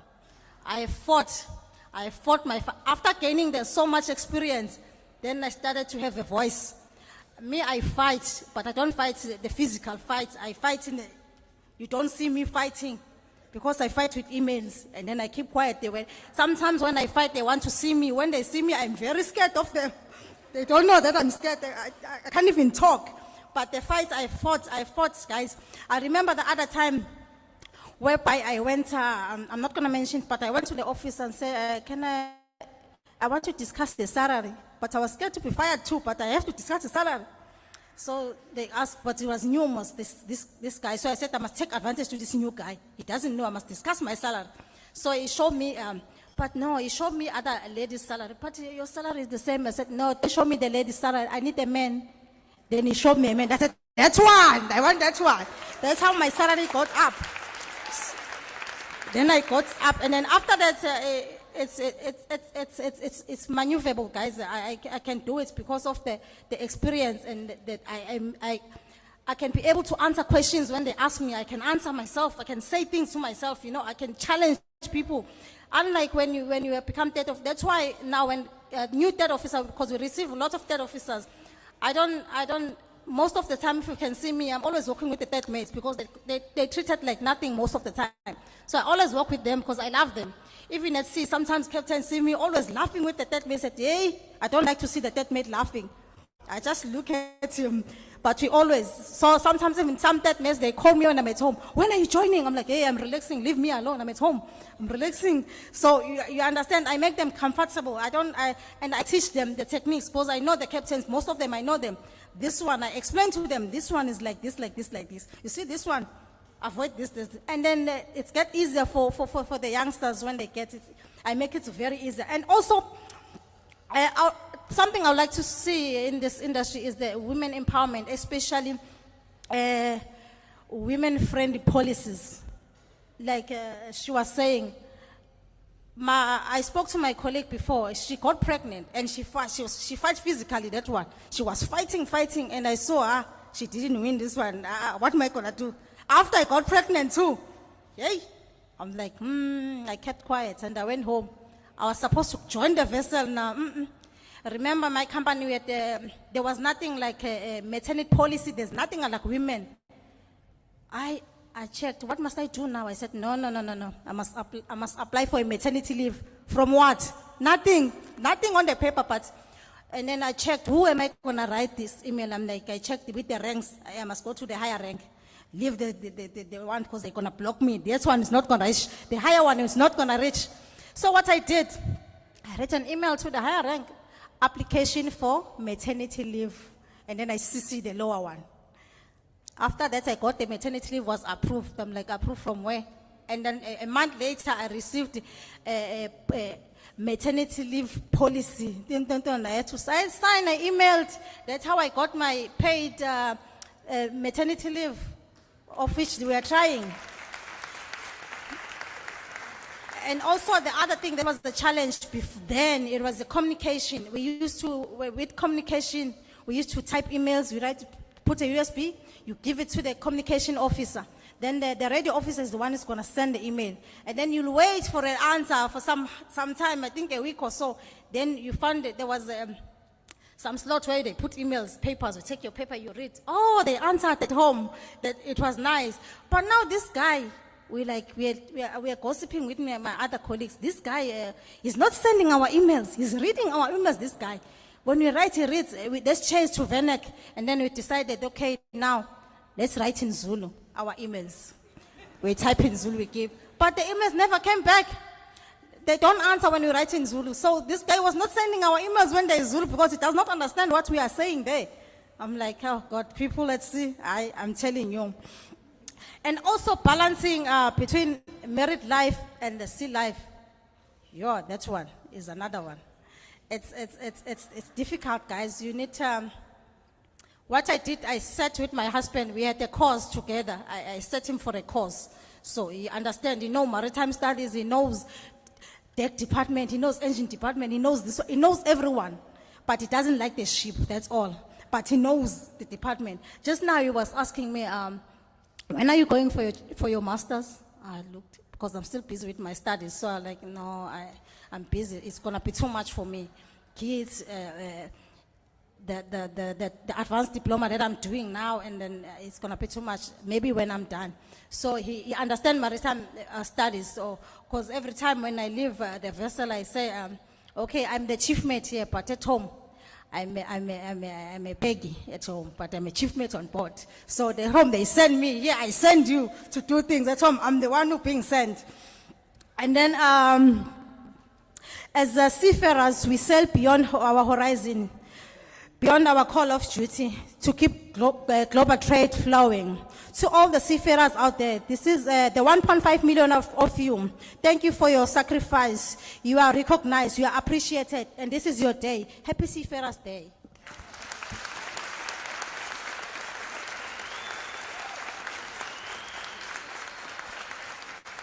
Ladies and gentlemen, Ms. Mtiane, thank you very much for that. And I hope people like me who are men are listening. Women are still struggling. Women still have to remind us that we were born as well, that they need to take a break just to be pregnant and give birth. I hope we're listening. I hope we're doing something about it. I hope it touches our conscience. I hope also for women bosses, they are also listening and they're doing all they can to make sure that things change. What I take from Ms. Mtiane's speech is commitment to the scholars, passion, understanding that sometimes you're going to have to do something that you don't feel like doing, but because it's necessary, which is something that we do not take quite seriously. There are things that needs to be done that you have to do. Thank you very much for that. Our second speaker is Zimkita. Tembani. It's probably our youngest of the panelists, and it's so nice to have her here because she gives us a closer perspective to where the scholars are sitting. She's still studying. She holds a National Senior Certificate from Kalmar Commerce High School, and she's just completed semester 1 and 2 and registered for semesters 3 and 4 subjects, and so she's still on her way up, but she likes hiking, outdoors activities, cooking, travel. You must speak to Ross. He will put you in his bag, and reading books. Please come up, and please let's give her a warm hand of honor. Simkita.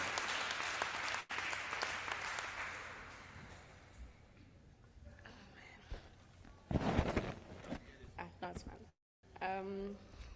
Good afternoon, ladies and gentlemen. It's after 12. I'd like to thank the program director, the Department of Transport, SAMSA. It's amazing to be here. Thank you for the opportunity to give us space to voice out and share our experiences. Where do I start? Well, my name is Zimkita, secondary name Nomgqibelo. I am from a small town in Libode in Eastern Cape. I was born and bred there. I know we don't have an ocean in Libode, so. Maritime, I researched. I always knew I wanted to do engineering at some point.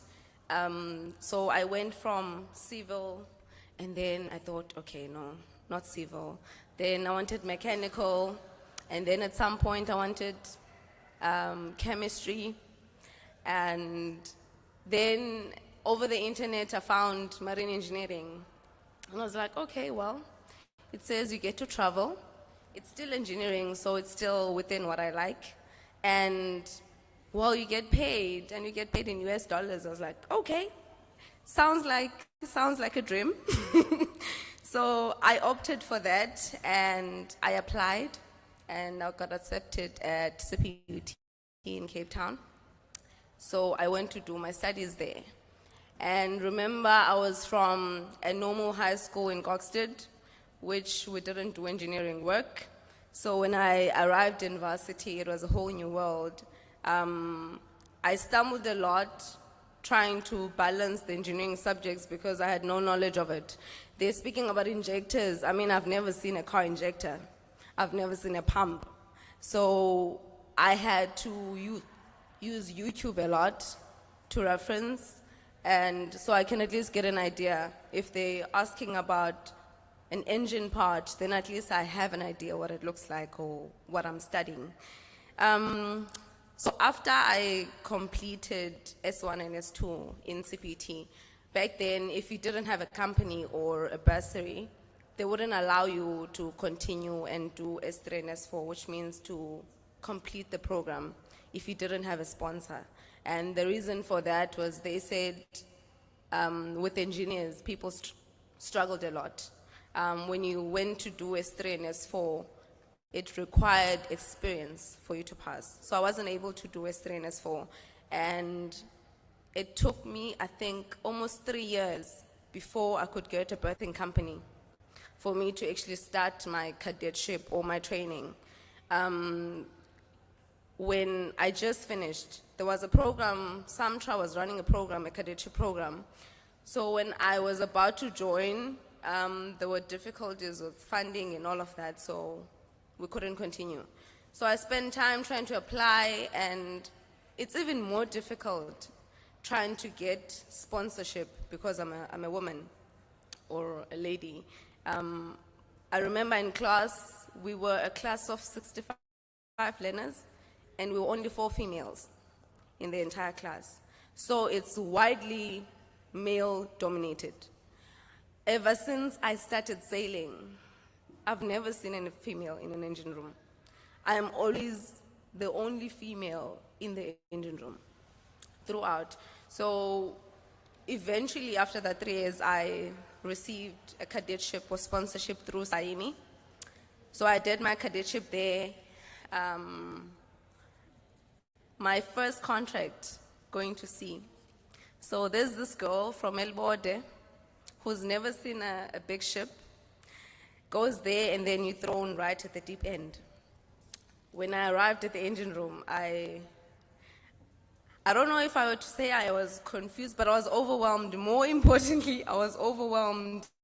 Here are these big engines and these big pumps, and it's foreign nationals. I am the only South African on the ship. And everything was just big. Everything was on a big scale. I got confused for a whole 2 weeks there trying to find my way from the cabin to the engine room. It was like a maze. It was like a maze. And the engine room itself was massive. So trying to move from the control room to maybe the pump room, I always had to ask somebody to accompany me because it was a mission trying to find it. Also, it was foreign nationals. The first contract I did, the engine room crew was all Filipinos. And they don't cater for you. If you don't speak their language, they don't.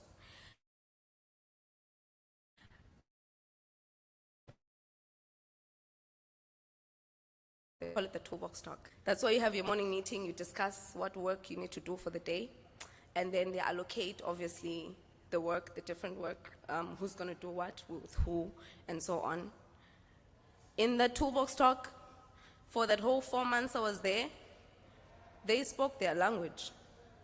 So you don't understand what they're saying, what they're discussing. And they're not going to translate to you in English. And eventually, when the work is being done, they converse in their own language. And if you're lucky enough that they want to invite you close so that you can see or learn, otherwise they will send you off to the double bottoms or the tank tops. So you have the engine room, and then underneath you have like the pipe works, that's like the tank top. So we've got all the different pipes there and all the different systems and everything is there. There it's always oily and dirty, and that's where you'll find the cadets. So they'll send you there to clean or to mop or to paint while they do the important work there. So during that contract, I was on day work duty. So I was working from 8 to 5. So in the evening, when everybody's asleep, you would find me in the engine room, I had to find manuals, I had to learn how the different things work. So if today I decide, or this week I decide, okay, this week I'm doing fuel system. So that whole week, I'm sleeping at 4 a.m. in the morning. So the whole night I'm there, I have the manual, or I have the systems, I have to find which valve is going from this tank to where, how is the fuel circulated, and that's how I learned throughout that contract, because nobody cared, and because I'm a woman, nobody expects me to hold a spanner. So when you're there, they're like, no, you're a woman. You belong in the kitchen, you should be at home, you shouldn't be here, this is not the environment for you. So they will try and do basically everything possible to crush you. And I thought to myself, you know what? I struggled a lot to get here, and it took me 3 years to even get the opportunity to be here. So I'm not about to let somebody else, just because they have the power, to think that they can actually kick down on me and it's gonna work. So I learned, and this one time, the chief changed me, and I was on the third engineer's watch. So the third was given work to do, and he wasn't able to do it. And that week, I had been studying that purifier like nobody's business. So we attempted it with him, and I kept quiet because all they do is they send me for spanners and rags and whatever else that they need, but you're not going to be given a chance of a day to do anything because they believe I can't handle it. So I was like, okay, it's fine. So we did with it, and I just stood there next to him. He gave it his best shot. It didn't work out. It's like, okay, it's fine. So end of the day, we all knock off. In the evening, I came back down. I'm like, okay, today it's do or die. I'm gonna open this thing. I'm gonna try and figure out what is wrong, and then I'm gonna let it, and I'm gonna run it and see. If it doesn't run, well, then that's the end of my cadetship. If it does, then good for me. So I took the manuals. I sat there, I laid them all up on the tank tops, and then I picked up all the points I needed to pick up. And then I got my spanners. I opened it, overhauled it. Nobody's there, the chief doesn't know. Nobody knows, and I knew if anything goes wrong, then I'm really in trouble. So, so I opened it up, got the spares, changed it, and then I put it back together. And now I stood there.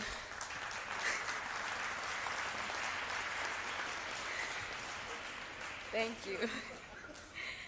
Now I stood there in front of that purifier. I'm like, yo, okay, now I need to test run it. Yo, is it gonna start? So I paced around the engine room. I paced around for like a good 30 minutes. It was very hard for me to press that start button, because if I press it and I've done anything wrong, then how am I even gonna explain opening something without nobody knowing? So I came back, okay, I'm gonna press the button. I couldn't press the button. I was like, okay, you know what? Yeah, it's now or never. I pressed the button. It started, and I screamed. I screamed at the top of my lungs. I screamed. So I was just running, screaming, running in the engine room, just running. I was so excited. Like, that was the most exciting day of my life throughout that contract. So it started, I'm like, yo, okay. Then I switched it off. Then I packed all the manuals. I put them back together, cleaned any evidence. Then I cleaned it. Then in the morning meeting now, the chief is on the third case. I can't understand what they're saying, but I know he's furious. He's mad because this thing has been standing there for a week and it couldn't run. So during the meeting, it's like, okay, chief, can I please go show you something? He's like, no, I don't have time for cadets. I'm busy. He's like, no, chief, I think you want to see this one. So we went with him. So he's like, ha. So also another thing, that the language at sea, it's very vulgar. They don't care about you, and if you're soft-hearted, trust me, you will cry every day. So I was like, I don't have time for this. Like, okay. Then he was swearing. He was swearing in his language. He's like, okay, he went with me. So I was like, please start it, chief. He's like, no, this thing doesn't work. The third engineer has been working on it. You know, I'm like, chief, can you please start it? So he pressed the start button. It started, and everybody looked at me. And then he's like, what did you do? And I said, well, I followed the manual. So, I followed the manual. I think that's from that day whereby I got any sort of respect or recognition in that engine room. To this day, I'm still in contact with the chief engineer. We are literally friends at this point. And from then onwards, they would then show me things. if they felt they needed to show you, they would take me around and they would show me. And even if it's after hours, that second engineer would call me. They used to call me Zima for some reason. I don't know, I think it was easy for them, but they used to call me Zima. So he'd call my cabin, Zima, what you doing? I'm like, well, just busy on my record book. It's like, okay, come, I want to show you something. Then maybe you'd show me how to do a fuel pump or how to test one. So it got easier. It got easier as time goes by. So what I'm trying to say is, as a woman in the engine room, you have to work 10 times, like literally 10 times for people to believe in you. The minute you step in or you step on board and they know that you're the female, then they think you're useless. You're just there and you're useless and you know nothing. So it really is a lot, but I told myself it wasn't going to get me down. I told myself, in fact, I went through hell for it, and I was going to stick through it, like right through the end. Also, being away from home was another issue. And back then, the only day there was Wi-Fi on board, and then we were only given 100 megabytes. That's for the whole month. And trust me, with that 100 megabytes, you can't go on Facebook. That data would only allow you WhatsApp. And with WhatsApp, you can't even send a picture. You can't view people's statuses. You could only write a message with that 100 megabytes. I mean, today, 100 megabytes is nothing. Even then, you had to save it. You just had to send a text maybe once in 2 days. Just send a text home that, guys, I'm still alive, I'm okay. Nothing's happened to me, just know I'm okay. But you can't spend time online chatting. So it was a lot. So after that cadetship, I did a couple of trips. Then I had finished, because the required training is 15 months. Well, they've reduced it now to 12 months at sea. And when I say 12 months, don't think you're like going there and it's 12 months straight. You'll probably do 3 months, and then you stay at home for maybe another 2-3 months again before you join again. So it's a long process, but my second contract after that, it was easier, because I think the first one was hard enough. And so I felt after that I could actually take on anything. So currently I'm sailing as a third engineer with SAMSA MSP in Cape Town. And it's been an amazing journey, I must say. It has been. And because I'm a woman, even though I'm a third engineer, they know I'm not sailing for the first time. But every single time when you join a vessel and everybody knows that whoever's coming is a female officer, then when you get there, there's already an attitude. When you arrive, they already think, oh, it's a female, you know? So it still happens, and I think it's something that maybe the industry still needs to work on. It's probably a bit difficult because they're not used to working with women. Like I said, I am always the only female, and even on the ship I'm on now, I'm the only female in the engine room. And every single time, you will always be doubted up until they give you work or they allocate work to you that they think is difficult. And then when you're able to do it, then it's like you earn their respect. So I still don't understand why you have to constantly prove yourself. If I was able to sail from a cadet to a third engineer, I think that should give me enough credit. So it's still things that need to be dealt with, or things that, it's small things, but then it's small things that actually count. And when you are there, if you think that you are going to be crying every night, or if somebody says something cruel or rude to you, if you're gonna break down, then that's just what they want. Because if you break down, then you're a softie, you don't belong there. It's not your thing, you shouldn't be there. I like to teach, I like to share my knowledge or what I've learned in the industry. So I'm always excited when there's a newly qualified junior officer. It doesn't matter the journey. Well, there's never any other female that joins. But when there's a junior on board, I show them, where I'll teach them everything that I know, because that wasn't afforded to me. So I think we're at a point where we can actually change. I think we're at a point where we really need to make a 360 and change how things are done, because all those people that feel they need to humiliate people at sea, or that they feel they need to look down at people, or just because you're a junior then you're not good enough, it's because most of the time they were abused or they were treated badly then. And now they still feel, because they had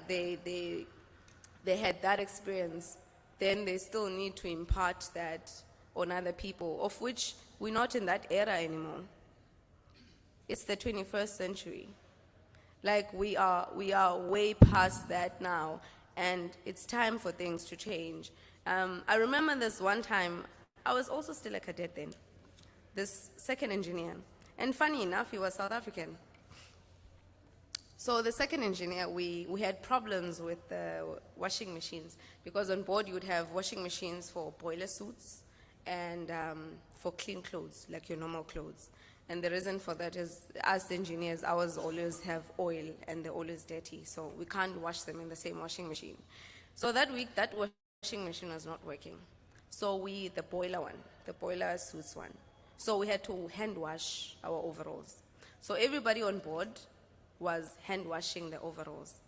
So now the second engineer comes and says, now the cadets have to hand wash all the overalls for all the engine room crew, from the chief to right down to the oiler. So I went up to him, because at that time he felt he was superior, and when he joined, even though, like I said, it was me and him who were South Africans in that engine room, but the way he was ill-treating me, it was like he was a foreign national. So he wasn't talking to me, I don't know why. If he had any instructions that he needed to give to me, he would write them on the whiteboard in the control room. He would never say them to me, or if I'm there and there's somebody else there, he would rather relay the info to you and then say, you must tell me what he says. But I'm right there. No, he wouldn't speak to me. So he wrote that on the board. I'm like, hey, this guy. So he expects me to hand wash everybody's sweat, because all we do is sweat in the engine room. I'm like, I thought about it. I'm like, no, this can't be me. So I went up to his cabin. So I went there and I knocked. And I said, second, excuse me, respectively, I saw your message on the board. Is that for me? And then he says, yes, you're a cadet, aren't you? And I said, yes, I understand I'm a cadet, but do you expect me to wash everybody's overalls? He says, yes, you're a cadet. You must wash your overalls. We did back then when we were cadets as well. And I said, oh, second, I think that's the first mistake. This is not back then. And respectively, I refuse to wash your overalls. The chief engineer is washing his overalls and is superior than you. And I believe you can wash your overalls as well. So I said, oh, now you're back chatting. Now you think that you're the lady of the house. I said, no, but I said with respect. Then I left, and chief engineer's cabin was right opposite. When I left there, I went to chief engineer's cabin. I said, chief, before you hear it from somebody else, I refused second engineer's request to wash the overalls. So if you feel you're on his side, then I am reporting myself.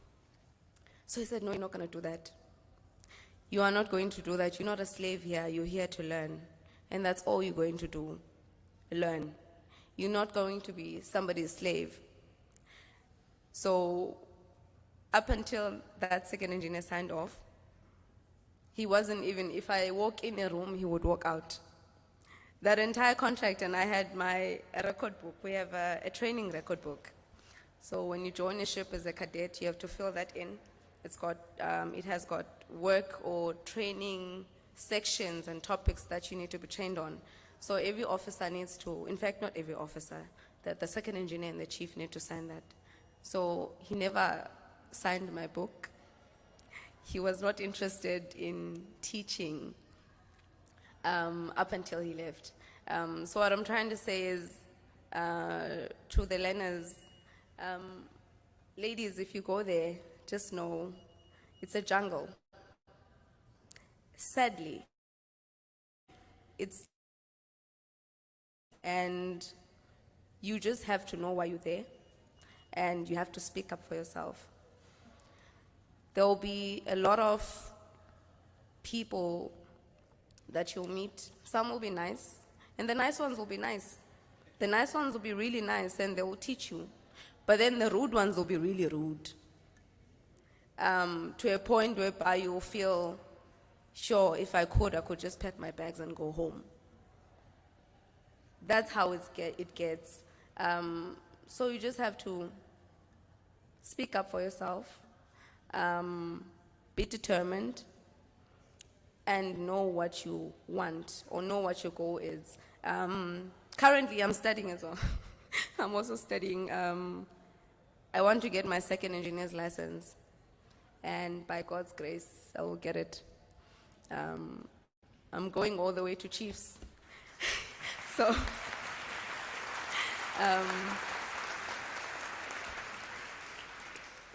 thank you.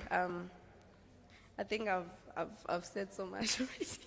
I think I went over the time limit, but I hope it inspires someone. I hope somebody takes something from experience, and hopefully the industry changes. Thank you.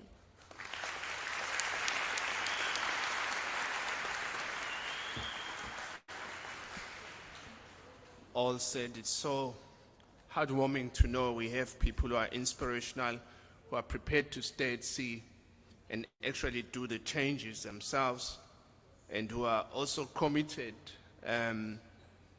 to imparting something new and bringing in the new vision for younger people. I'm sure for young people who are sitting here, they say, it's tough at sea, yeah? Yeah? But what I found really interesting is that to young people, I haven't heard them saying anything this morning until you offer them only 100 megs of data. How dare you? I mean, it's unthinkable. Rather put me out at sea there with a rude mail from Europe than give me 100 megs, guys. It's so nice to hear that, and we're looking forward to your contributions. So I'm gonna do the Befundisi thing, the pastor last of the last. So I'm in the last of the last of the last now. And my next speaker is from Transnet. She is the current acting harbour master, Port of Durban. From 2016, she served with Unicorn as a cadet and spent a year as a tug master and a marine pilot for 8 years. She's altogether been at NPA for 16 years, and she's gonna share with us her journey, and also give us the TNPA perspective as a contributor in the maritime space. Ladies and gentlemen, help me put your hands together for Captain Pinky Zungu.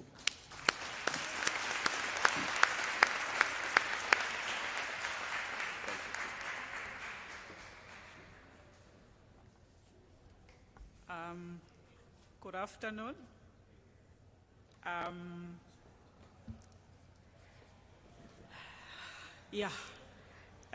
All protocols are observed.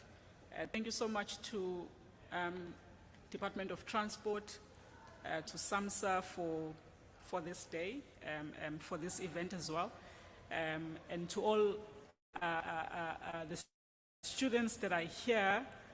We see you guys in your uniform during the school holidays. You guys are looking good, and we appreciate it. I'm seeing a whole lot of our stakeholders here as well. I'm seeing Sasoa, I'm seeing Etegwini Maritime Cluster, those that I can see. I'm seeing Linson Nambi. It's good to see all of us here to celebrate the day of the Seafarer. So I will just briefly share my journey as well. And before I even go there, I'm very much inspired by what I've been listening to, the stories that we are hearing mostly from the women, the journey that they've had on board ships, the challenges that they experienced on board ships. And one would think that some of those things no longer happen, but they are still taking place. So it was both an inspiration to hear, but also indicating to us all that there's still a long way to go for us as an industry, as the maritime industry. So just briefly on my side, I am Pinky Zungu. I'm called Captain Zungu. Sometimes it makes me smile. Sometimes I'm nervous because of maybe whatever expectation sometimes that is paid with that. Especially when Peter calls me and say, Captain Zungu, how come there's still 10 ships waiting outside at Anchorage? And I must provide answers to him. But my story starts from the township of Lamontville. That's where I'm from. Do we have any students here from Lamontville? Do we? Okay, all right. Do we have students from Lamontville? I see Mowat Park there. Okay, all right. So that's where I come from. So my journey with the maritime industry, I went to DUT. It was called Technical Natal at the time. And basically I was looking for anything, any course to do so that I don't stay at home. And when I got to DUT, they told me there's a course that you can do whereby you can actually travel the world for free. And I was sold. That's all it took for me. I didn't have my own room at home, so when they told me that I'm going to be traveling for free, I won't have to share with my 6 siblings. For me, that was luxury already. So I took it up, and I still had to go and find out what is maritime studies, because I didn't know. I had not heard of even this term, but it just sounded fancy. So I got into the course, and I went to sea. I think I was 20 at the time. So I joined the ship in Richards Bay for my cadetship, and we were going to be sailing at night. And in my head, I thought when we were going to be sailing, there was going to be lights all over, like in a street, like, you know, where you can see where you are going. And it was just unbelievably dark. In fact, it was black. And now I'm scared. I'm like, oh my God, how is this going to happen? Mind you, for my cadetship, that was the first time boarding a ship. So I've done the theory, I've seen all the different ships on paper, and for the first time I'm on board, and it's my first trip. So now I'm nervous, and I want to change my mind now. In fact, I didn't want to do this now. So I called home, and I said, I don't want to go. I don't want to go now. This is scary, and I'm not sure if I'm cut out for this. And my dad, he just said, it's too late now. It's too late now. I've got no means of coming to Richards Bay to fetch you. When I took you there this morning, I had borrowed someone's car, you know, to take you there. and I've got no means of coming back to fetch you. So you're just going to have to stick it out. So off we went. It was a unicorn shipping a chartered vessel at the time. It had an all-Russian crew on board. So these people were talking in a language that I couldn't hear, and they were all men. And I didn't know how to converse with these people. But in any case, off we went. And it was an interesting journey, a journey where I actually got to learn about who I was as a person, because for a short while I thought I was going crazy because I couldn't speak to anyone. I had my phone, my 5110, of which when we passed Cape Town, the signal just went blank, and I only had the game that was called Snake. Yeah, that's what I had to prevent me from going crazy. So I used to play that because obviously I couldn't call home. We had to wait until 30 days after, where we got back to, we were in England, and I was able to call home and say, I'm alive, after 30 days. I can't imagine what they were going through, not knowing what was happening, but that's how it was then, and it worked. You were able to wait. If it's 2 months, you were going to be able to wait that 2 months before you can call home. And we all survived it.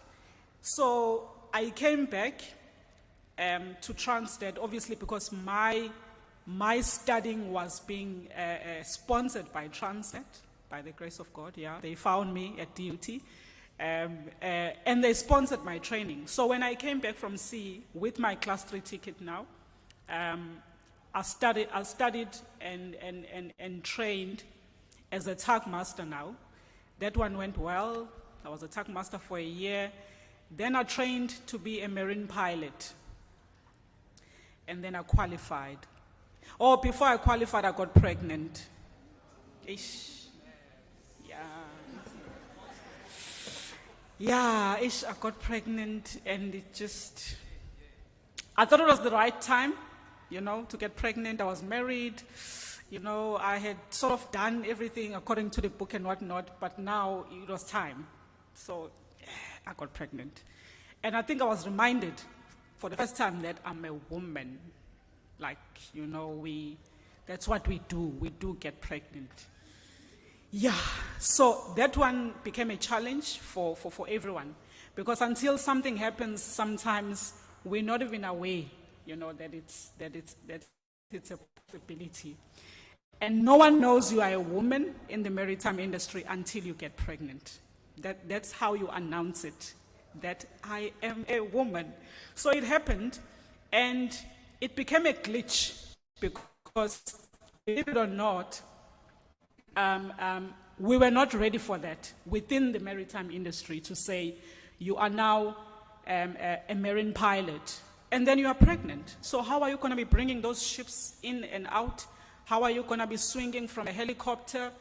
How are we going to do this? And at the time, we needed to just sit down and say, we're going to have to find a solution. But obviously, my training as a pilot, it had to stop for that particular time for safety reasons.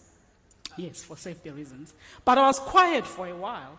I think for 4 months I was quiet. I was hoping to get away with it, being hanged from a helicopter with my stomach, and I could see it happening. I could see myself going up the pilot ladder with my stomach, and I thought it, I could do it.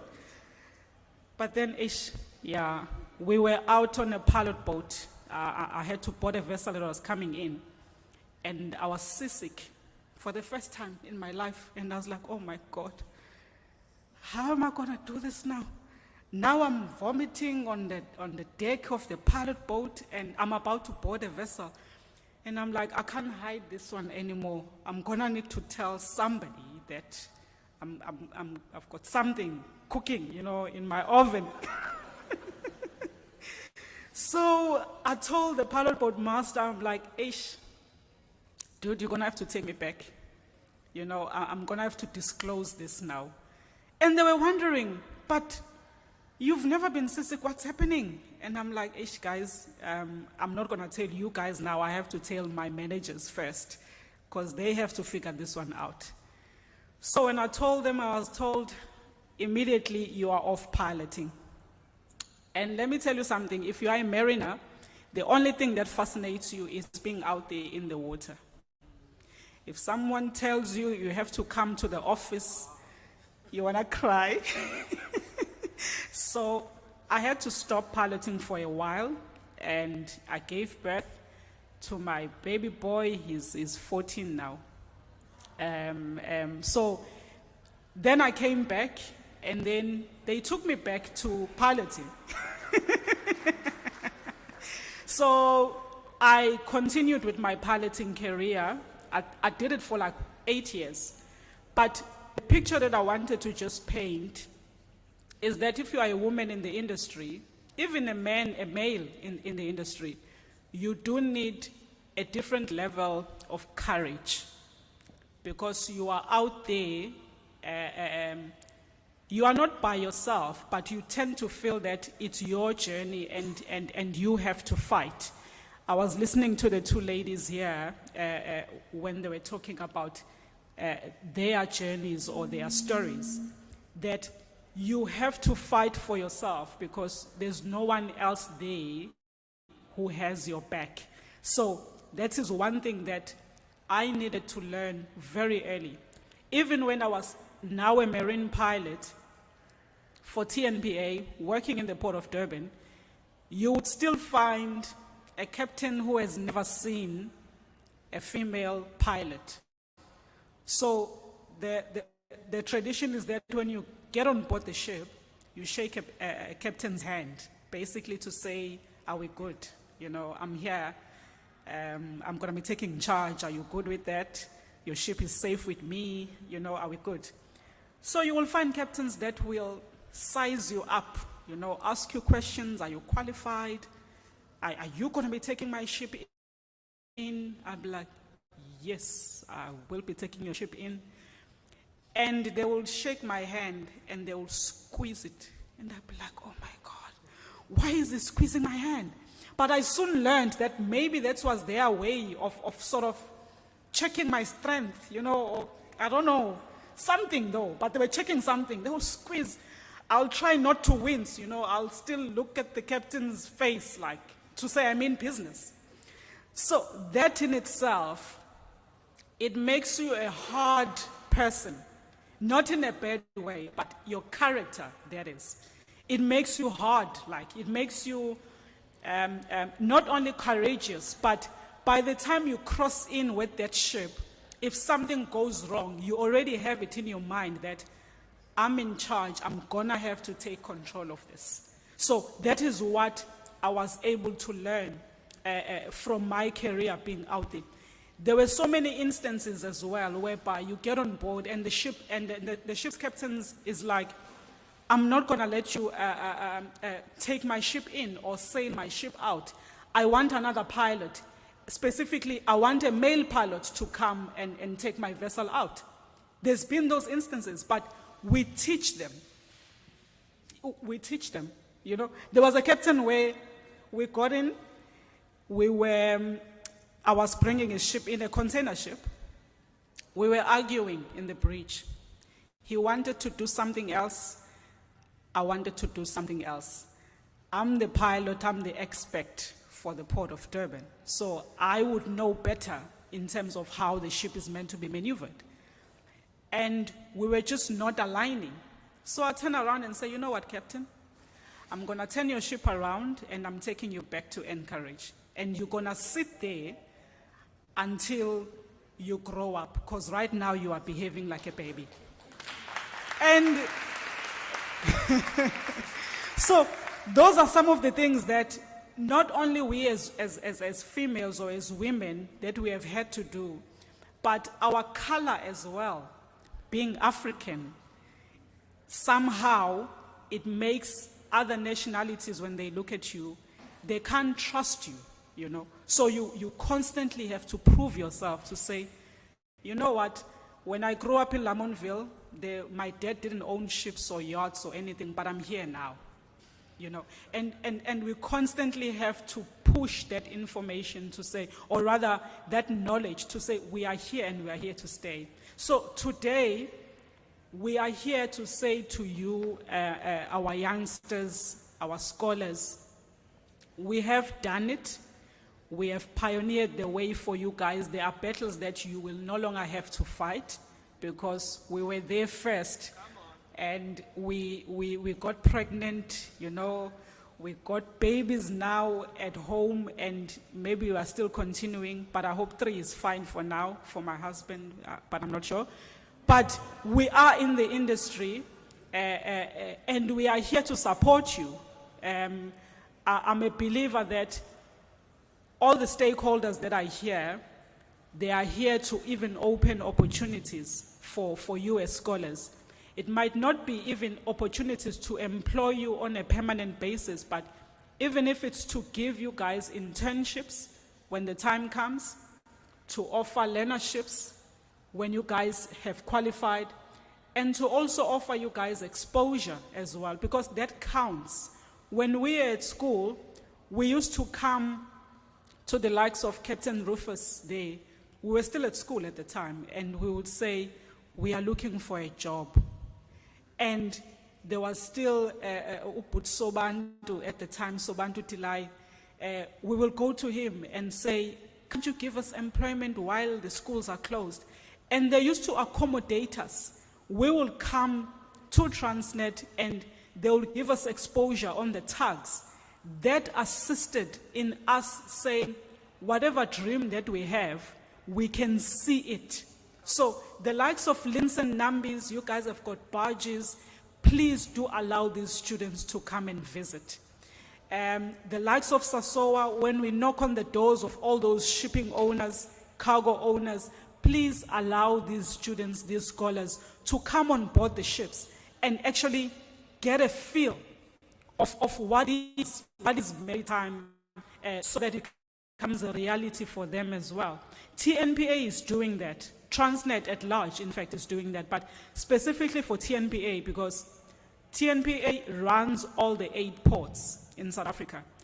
And I'm proud to say that Transnet is becoming a major player when it comes to the absorption of mariners. We have marine pilots within TNPA. We have tug masters. We have dredge masters. We've got engineers, all sorts. We even have commercial divers within Transnet. And what we do as well, we don't only just encourage the careers that were traditional, you know, your engineer or for you to become a deck officer, but I'm including commercial diving now because you guys have to diversify yourselves as well. You cannot have just that fixated type of mindset to say, I want to be a captain of a ship. Your journey is going to be going all over the show, even before you become a vessel's captain. And you guys will have to be open-minded for you to be able to do that. So you might even, like the lady was explaining here, that she went to De Beers, she was with SAMSA, but she could see that she wanted to be out there at sea, and she just kept pursuing that. So that is what I'm encouraging you as the scholars to say, keep your minds open, come and visit our ports. We will accommodate you for an exposure so that you know what is a tug, you know what is a barge, you know what is a container ship, what is a bulk carrier, what is a tanker.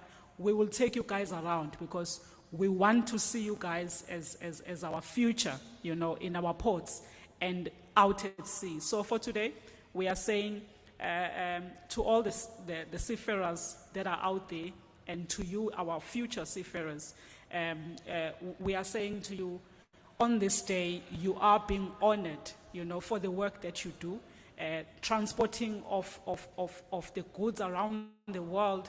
We saw what the COVID pandemic did. Seafarers were stuck on board. but they were still there, you know, doing their job. So to all of us, in fact, I would say happy day of the Seafarer today. Thank you so much.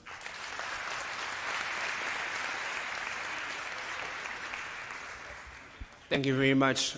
As Moses Kotane Institute, we've conducted research just to speak to some of these issues, which is why we brought all these young people here. Particularly in our experience, we've even come across teachers who are teaching some of these kids, but who do not have, never seen a 40-foot container.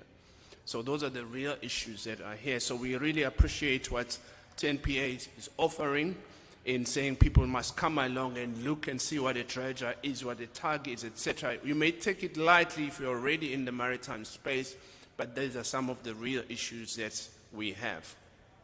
Thanks again to Captain Zungu. I've been asked, like I said, I'm doing a pastor thing, last of the last. That's what we're doing. In closing, Professor Portia Ndlovu, she has come out with this cruise. We have visitors here from the United States School Massachusetts Maritime Academy, who happen to be in Durban in this time, and they've asked for Mr. Brendan Burton. Please come through, sir, to just give us briefly to say. It's going to tell us where they are and why they are here, and we welcome you. Thank you. Thank you very much, everybody. I'm Brendan Bertone. I'm from Massachusetts Maritime Academy. Here with my fellow cadets over there. I actually didn't know I was going to be speaking today, so I'm shooting off the hip, and I've also been told to keep this short, which I will, so I won't take too much time. But I just want to say thank you to everybody. It's been a pleasure being in South Africa. It's been a great experience. Just going to the different ports, speaking to different people, seeing how the logistics, the shipping is done here. It's very interesting, and I know we're learning a lot. The experiences we're getting, it's something you're not going to find in the United States. You need to go out, you need to go and visit these different countries, visit the different ports, and really see what the culture is about. So that's really what we're doing here. We can study all day, finance, accounting, our maths, physics, everything else, but without actually going to these different countries, such as South Africa, wherever the other groups are going from MMA, we're not getting that hands-on experience. So that's really what we're doing here, and it's been a great absolute pleasure to be here and speak with you, go to different schools, and just have that time. And I'm going to keep this short, but real quick, that's what I wanted to say. We visited some of the schools in Durban and in the surrounding areas, and a little bit of motivation for you guys. I know some people are on the fence if they should even get into the maritime culture, the job place, become an employee. I just want to say you need to put your mind to it and stay determined. And I said this to a few of the students when speaking, but you really need to be ready to face adversity, face challenge, and keep going. And keep it in the back of your mind of why you want to do something. So I can tell you at Mass Maritime, we have a lot of challenges. It's about rank structure, things like that. Not to get into it too much, but you're facing challenges all the time. And you need to keep that mental motivation with you and stay focused. And I know that a lot of the adults in here, you've already done, you've great examples of that. But for the young people, really just keep that home and focus on that. Know what you're passionate about, be ready to drive for it. But again, from Massachusetts Maritime Academy, we're all very, very happy to be here. We still have another 2 weeks, and couldn't ask for a better place to be. So thank you all very much.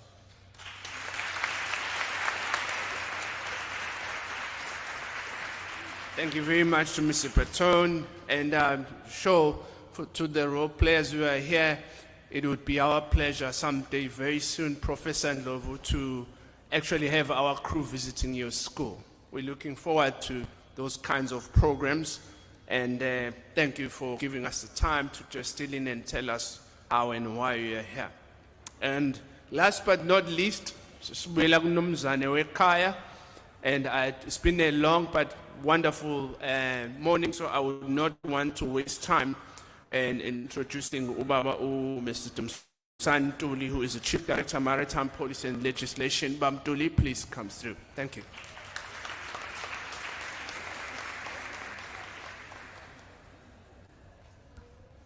Thank you, Dr. Dlamini. Well, after these presentations, what can I say? I'm not a seafarer. I might just spoil it. So I have to be very careful in choosing what I have to say. Okay, so I have to be very careful. But firstly, I would like to say to you that although I'm not a seafarer, but I'm related to someone who is a seafarer. When we were Ihlombe, when we were growing, my father used to tell us a story. And I never forgot that story. But later on, I think I just forgot it. I thought, well, it was one of the stories. But it was a very serious story. The story was, he told us of his brother, ubabomkhulu wakhe, umfowabomdala, sorry, umfowabomdala. He told us that he went to sea and never returned. So we grew up nje sazi ukuthi was ubaba kushuthi ubaba sathi kushuthi ubaba omkhulu wethu wahamba wayitilosi akabuyanga ekhaya. So that was a story that I kept in my heart throughout, and I did not know that I would somehow follow or accompany the journey of seafarers into the future. Now, it's amazing that now standing before you, listening to these stories of seafarers, it then reminds that this is a living story. I shared this story in, I think IMO was celebrating 60 years. It would have been somewhere in 2008, somewhere there. So I shared that story. Why I shared the story, it's because then fast forward, I saw myself being the vice chairman of the Council of the International Maritime Organization.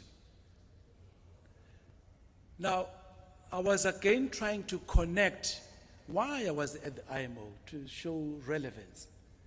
Like I'm trying to show relevance today that I think my contribution into your lives, into your stories, is that I've been accompanying you. I've been accompanying you in a way to help you be able to come back where you come from. Because my own father never came back. So I have that thing to me say, I need to work with the seafarers and make their lives much more easier so that they're able to return. Now, this as well just shows you that you may not, some of you may not be seafarers, but for the stories that you have heard today and that you would continue hearing, maybe you will accompany them in various ways. Maybe, I think, most of us who are here are accompanying seafarers, and seafarers must be aware that they are not alone in this journey. For the fact that we are here and we have this event today is a continuation of that accompanying the seafarers and making their lives much more easier. Now, as government then, because I represent government here, we are doing all we are able to do to make your lives much more easier. As I've said, that part of the journey that I've traveled with you is that I have represented your country at the International Maritime Organization for 10 years there, negotiating all the laws, all the conventions that help you work on ships, get your certificates, have ships that are seaworthy, and now there's a discussion about the renewable energy for the new ships, and all those matters, and how ports should work, and how we should make it easier to facilitate the movement of seafarers as they traverse and visit various ports. So I've been privileged, therefore, to have represented my country at the IMO to work for the seafarers, to continue accompanying them. I think for the fact that we were honored to be elected to be vice chairman of IMO Council, it means that we were saying things that were important, that meant something to the maritime global community that makes the IMO. So those that may not know the IMO is like the United Nations of shipping. So if you see the UN and the UN Secretary General, and so it's like that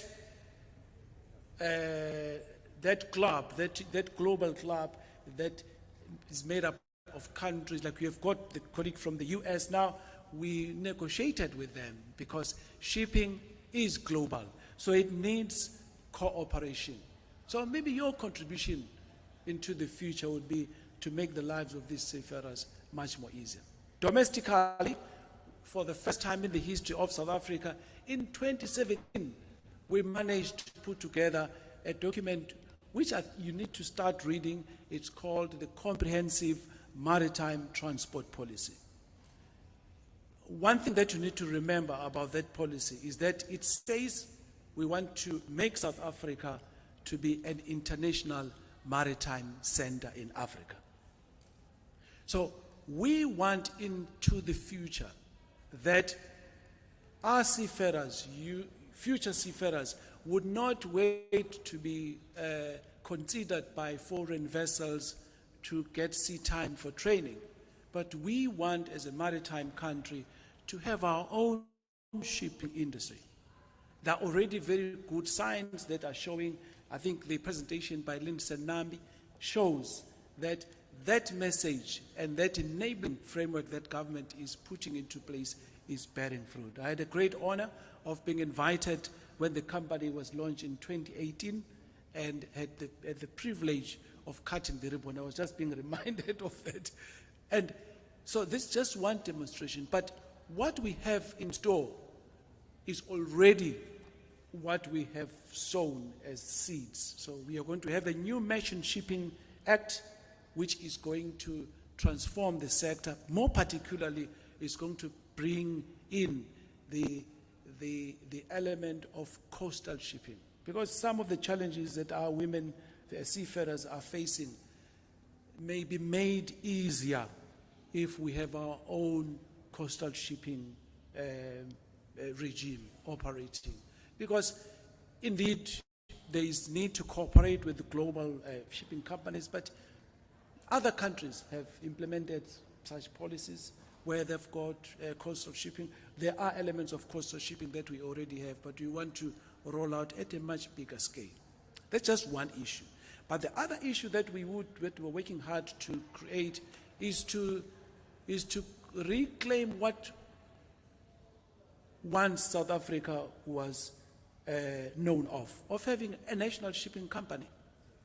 Submarine, you remember when we were growing, many of the seafarers who have retired now, they went through Union Castle, and they later on worked for Submarine. Unfortunately, our history is that Submarine departed our shores at some point, but we want to then rediscover that maritime nationhood, not to have thousands of ships. We just want to have something that's going to represent a critical element of what makes a maritime nation. So there are plans then to have the South African Shipping Company once again established in South Africa. And it has to happen in our lifetime so that these young people who aspire to be seafarers can be proud that one day they would truly work on ships that bear the South African flag in its totality and traversing the world oceans.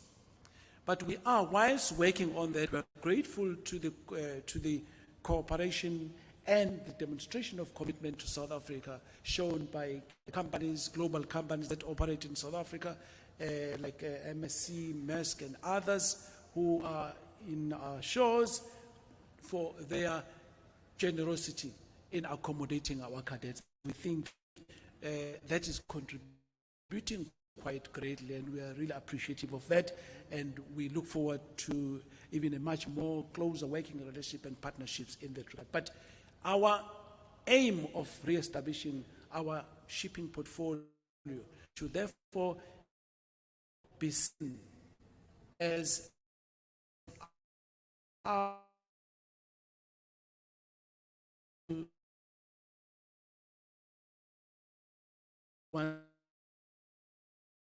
taking more time. I can see that I'm standing between you and the lunch there, so I wouldn't want to waste some time. But please, you have made all your notes.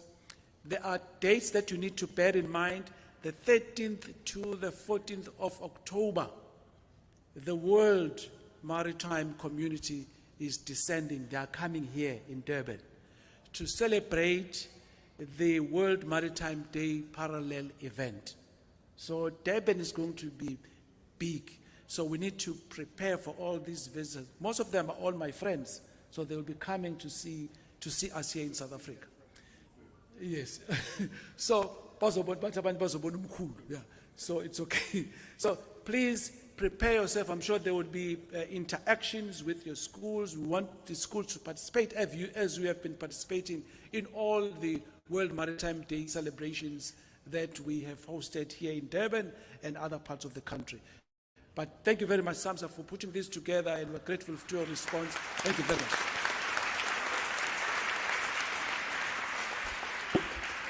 Thank you very much, ladies and gentlemen. We'll come now to the end.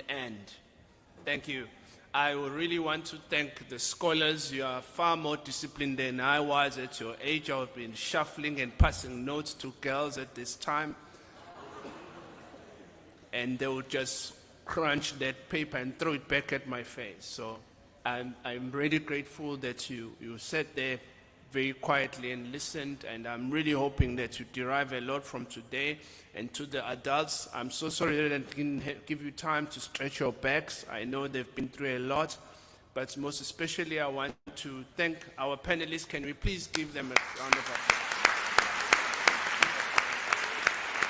We're so grateful for you for pouring your hearts out. It was so nice that you were just speaking from your hearts, and really letting us know. Given the time and where we are, and I really want to take this opportunity. I've been told, Dlamini, 2 burning questions. And guys, one of those burning questions is not how much gigs do they give in ships now. 2 burning questions. We're just gonna, there's Untlantla, and behind Untlantla, 2 burning questions. They better be burning. Yes.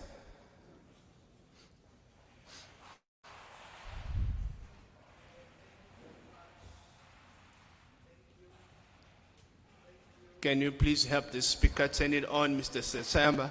Otherwise, it's stuck at thank you at this point. Can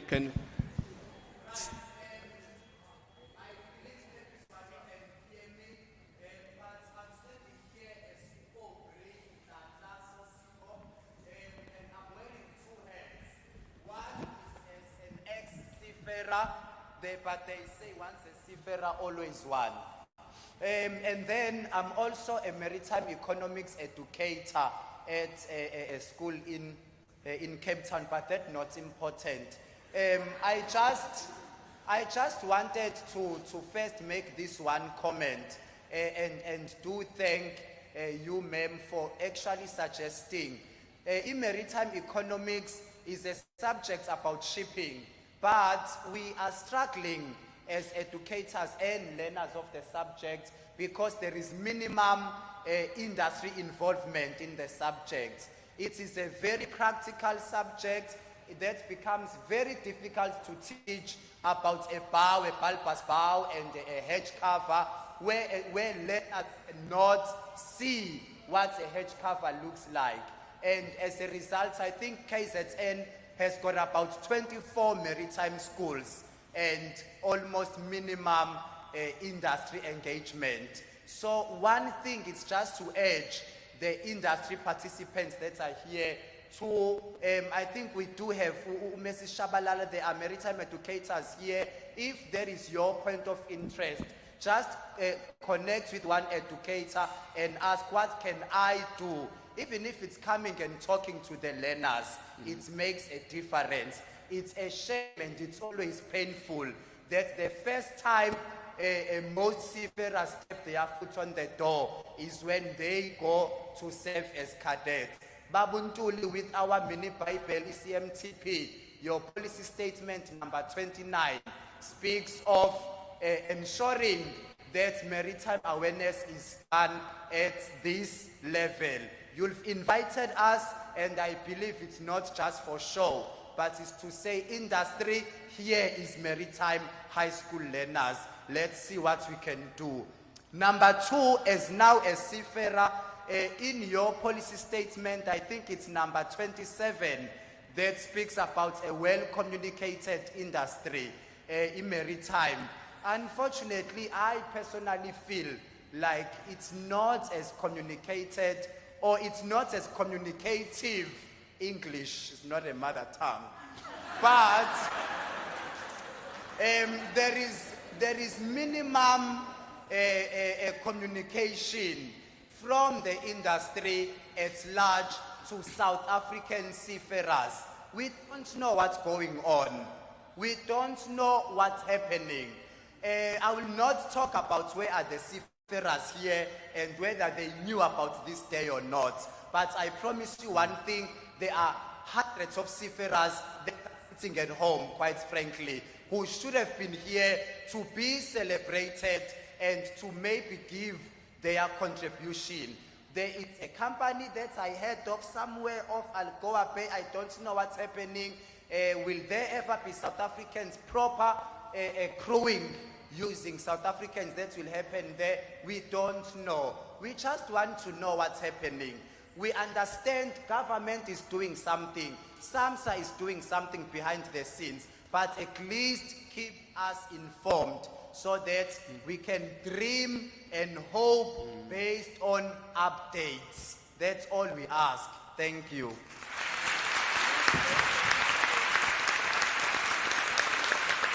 That was a burning comment. Thank you very much, Aubrey. Our next question or comment.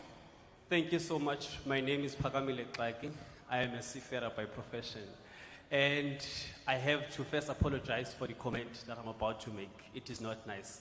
As Aubrey just said, that it is said that we are gathered here to celebrate a Seafarers Day, yet the seafarers that are here are less than 10. That is a shame. And I do not think we should be proud of ourselves. And my fear is we are outnumbered by the number of students. And I just hope that they won't be inspired and try to apply for seagoing career or to become a seafarer, because the situation is dire out there. Our own seafarers, they have now become working as cashiers or at retail stores. Some are working, sitting at home, no work, no nothing. And there is no one that is willing to take the fall, or at least communicate, as Aubrey is saying, as to what is happening. And that is a shame. Our people, my own fellow seafarers, I invited them to come here. They told me, I cannot come because I do not have money to come here. DUT is not here today. I do not see them there. And they're a few kilometers from here to tell us as to what is it that they are doing to ensure that their graduates do get placement on board the vessel. And that is a challenge that we are facing. That is the saddest reality. And we are being asked here to share our journeys. And our journeys is we are unemployed. We are sitting at home with our COCs, with our qualifications. In the worst case scenario, some seafarers are sitting at home, not even able to complete the cadetship. And there is no one that is willing to take a responsibility for that. Transnet is here. We know that they are doing something. But I do believe that perhaps they are, they are working at full capacity. They can't take anymore. Maybe that's the situation. When last, maybe the harbor master is here can tell us, when last did you have any intakes from first level with those qualified? Lindsay Nambi, they are doing something. Vuga Marine, for sure they are doing something. It is just not enough. We need an alternative. And this thing of waiting for South Africa to have made their own fleets, it's not possible in any time in the next 10 years even. We will not have our own ships in South Africa. That is the reality. And if I hear people saying, oh, let's wait until we have our ships, then we can put our people there. No, we need an alternative. And perhaps my suggestion is that we need to have our own manning agency.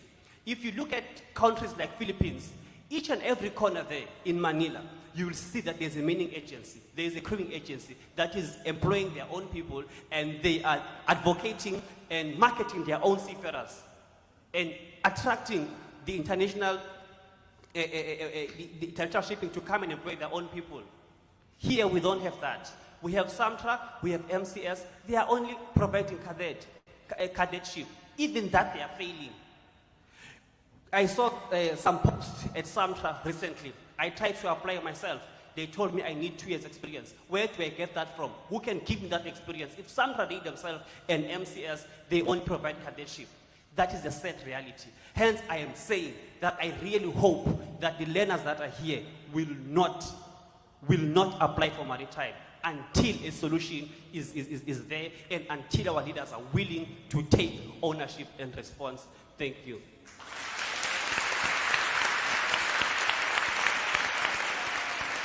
Thank you very much. Thank you very much for this. I think this is it's going to require a response. Firstly, I'm going to ask Mr. Ntuli to respond. I don't know if, especially from the people who are seafarer employers, if I can have a response from that. I think the nub of the question, are we dealing with a situation of more supply and less demand? Mr. Ntuli. Yeah, no, thank you so much. Can we please, okay, we're going to have the last one from the, I've noted you. That's going to be the last question. Yes, Mr. Ntuli, please respond. Thank you so much. I think one thing that I like is that when young people speak, they are frank. They call it like it is. And that's the best way of communicating a message. Because then the listener gets it raw as it is. And this frustration is not for the first time it's being made here. And I think at the conference we had in Cape Town, don't say that, oh, it's conference after conference. No, that was a different conference altogether. We are supposed to be working together with SAMSA and I think TNPA to organize before the end of the year what is called a maritime labor market. And I think it's becoming very, very urgent now. A maritime labor market, what it is that we are going to convene the maritime employers to be present in one room. I'm sure we can get this space. And those maritime graduates who either are sitting at home with qualifications, so that all the maritime employers would see what is available in South Africa. And there would then be interactions, and I can guarantee you that at the end of that exhibition or whatsoever, symposium that you would have, people would get jobs. There are people that will get jobs. I know that already companies, other companies have already, expressed that they will be making some intake, but they will speak for themselves. But whether they make those commitments here, we need that market. It needs to be convened before the end of the year. And I think SAMSA keeps the register. He's the registrar of seafarers. Ne? So we would want SAMSA to spearhead the convening of that summit or of that market, which must take place before the end of this year. I think that in that way we would know. Because at this stage, I don't even think that we've got a register of unemployed seafarers. Yeah. So we hope that that will also move towards that. Indeed, other countries are more robust in terms of securing jobs for their seafarers. Others don't even have ships on their register, but they're able to stand for those that are qualified to help them secure jobs. So I wouldn't want us to go to an extent of saying these young people must just forget about this. No, that's not true. That would not be the right cause. But I think I get the message. The message said it's very urgent. It's a crisis. We need to act on it. And that we are committing as the department to say we are, SAMSA is our agents. CEO is here. So we are tasking the CEO right here in this meeting to convene that market. There's a chairman of the board. There's also someone from the board. So please convene that. And there's a chief harbor master is here. Yes, of course. So that summit must be convened. That market must be convened.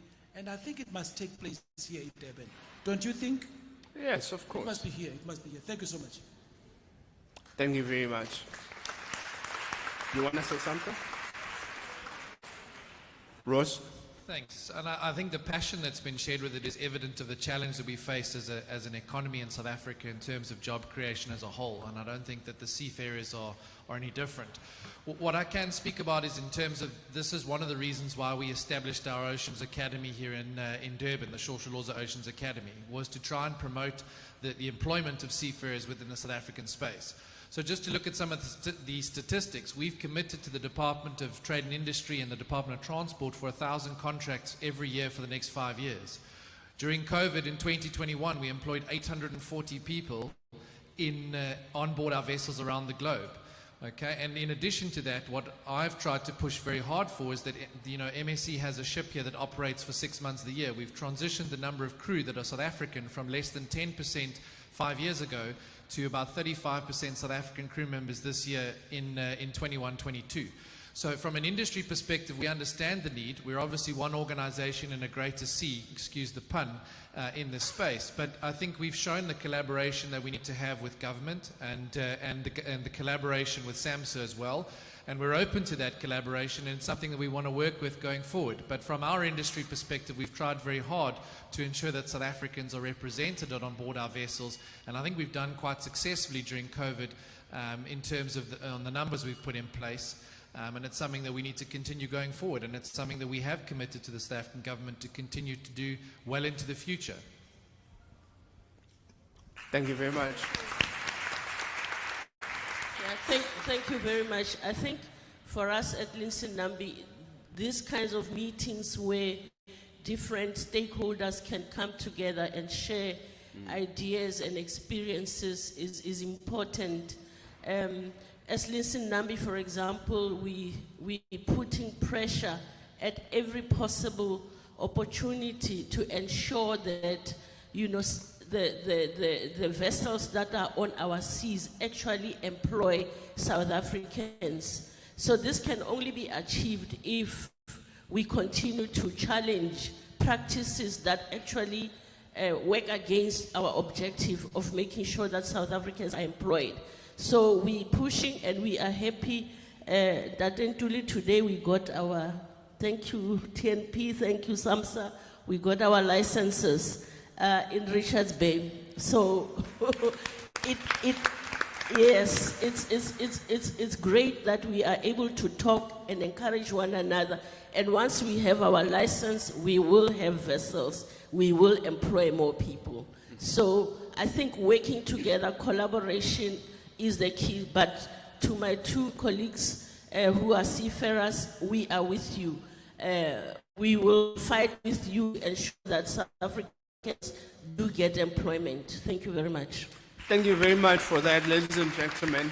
And I think the response is quite clear to the scholar. I can add our word on that is Moses Kotane. We have conducted research at high schools that I'm saying to see the state of the level of training that is there, and also what is offered in other maritime settings, especially in KZN. I can commit Moses Kotane to be part of the people who will be compiling that register with whoever we can work with, and we'll be asking for open doors to get that kind of information, especially from people like MSC, etc., so that we can speed up the process, so that especially for us to have a view of how many people are employed, what are their qualifications, etc., so that when we have that meeting, when we have it in Durban, as Bomtule said, we would have data, because the things that we do must have a scientific standing. Thank you.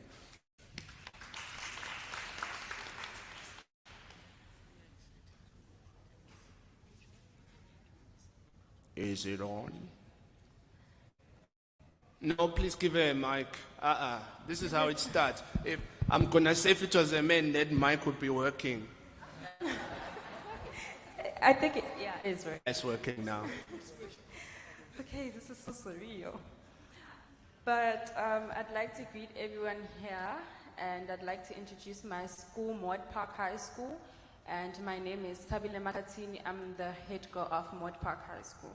Well done, girl. So there's this burning question that I've had since I joined Maritime in grade 10.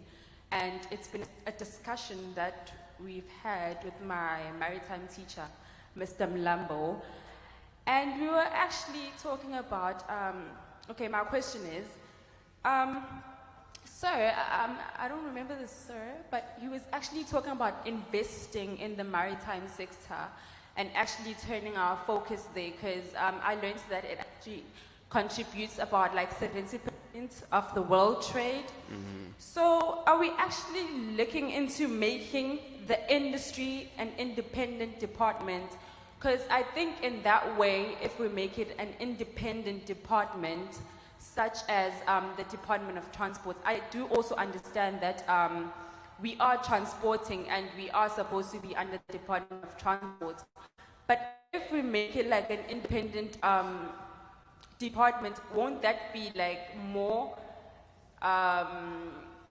helping to the industry and help us to focus more on our industry and focus on the problems and the positive that we have as an industry independently? So yeah, that's my question. Thank you. Can I, Babmtuli, I think I would also want you to come in here, because this question doesn't seem to be incidental. It was raised at the last conference we had in Cape Town. Should we not have a department for maritime as you would others? I'd like you to respond on that, and also I'd like to hear what Sis Kumontla has got to say on this, on the investment part. I'll have you, Ms. Ntuli, first. No, thank you so much. I think, as you said, that this question has been coming, but it must not be seen, must not be considered in isolation. You know that the country, I think that's what the president committed into downsizing the number of departments, because there are so many. And if departments are so many, then there are also many ministers.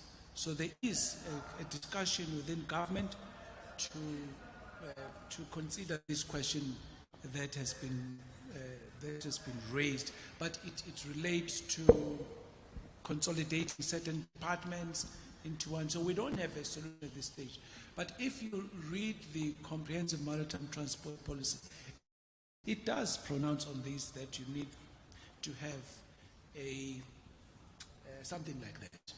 But at this stage, we would not. I mean, it is an issue. It is an issue because there is also an experience with other countries. They do have the Ministry of Maritime Affairs and so forth. But maybe let's not put it into bureaucracy. Let's make this. Let's work. Let us do work, and our work would grow to a point where there is even more need or realization of that dream. Let's take it as a dream that one day we would have a maritime department, standalone maritime department, but it's something that we need to work towards. So let's implement the CMTP. There is greater commitment and interest in implementing the policy, and I can see that the future may deliver what you are asking in your question. Thank you. Thank you very much, Mr. Ntuli, for that. That's a dream to hold. That's a dream we're going to hold accountable to dream with us as well. And thank you for the young people to come up with that. Mrs. Kumu. Yeah, I think that entry into maritime is actually, it has a lot of stumbling blocks.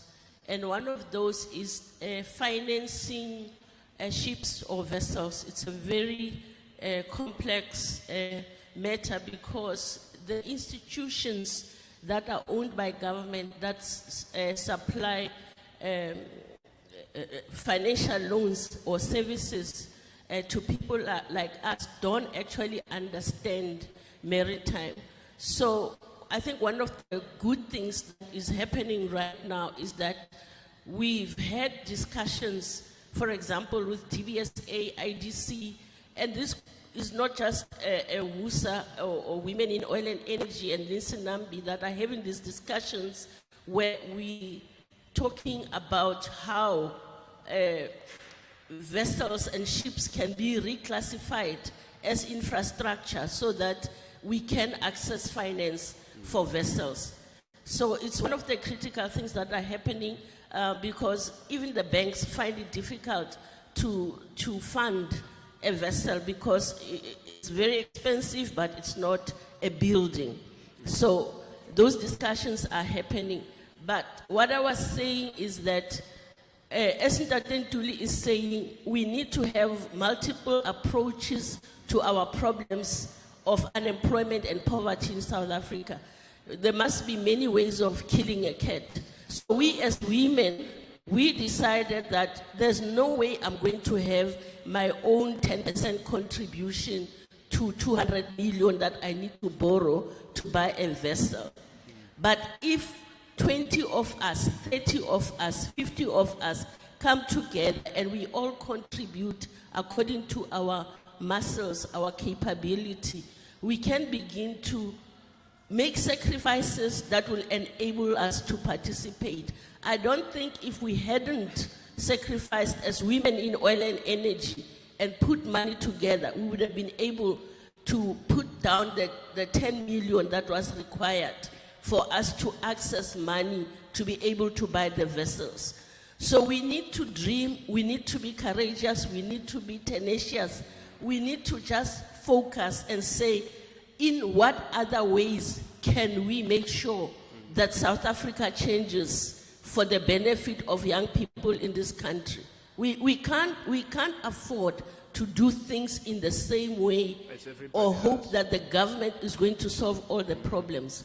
But basically talking to each other as stakeholders is one key, but another key is us, young people, we need to come up with our own ideas, and I know young people have ideas of how we can enter this industry and be job creators as opposed to waiting and hoping.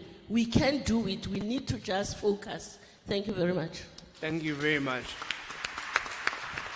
As you were speaking, for instance, China, they have some schemes in the valleys where the whole village gets together and buy a ship together, and then the government comes and underwrites that to run with it.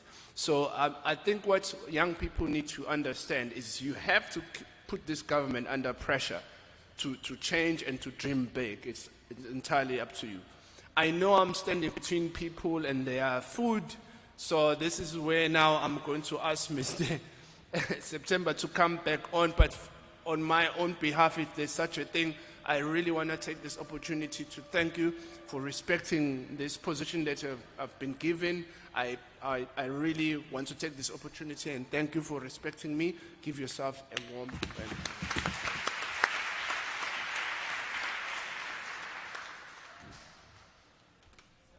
Yes, ladies and gentlemen, we're closing in the next couple of minutes.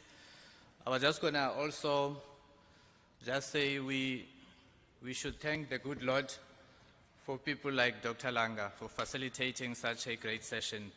We thank you, sir, and we're looking forward to working with you in the near future as well. It's been a productive and engaging day. And I think at this stage, without wasting more time, we're going to hand over to Mr. Bekazulu, as we introduced him earlier on as a board member at SAMSA and also at Moses Kotane Institute. And it's over to you, Mr. Zulu. You will be making the vote of thanks as well as the closing remarks. I think you will be thanking everybody on behalf of all of us in the room. But usibongele nokudla ke Baba Zulu angazi. Thank you, sir.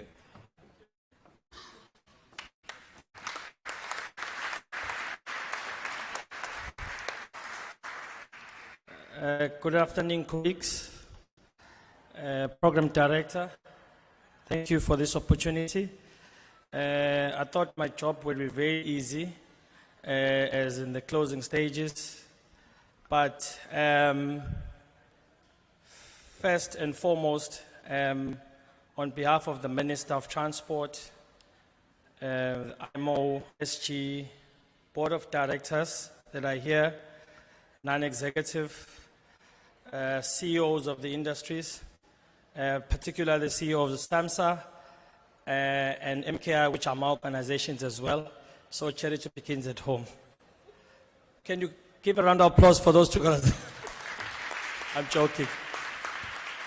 I also thank other organizations, Linson Nambi, AMSOL, Port Regulator, EMC, SASOA, and all other dignitaries that are here.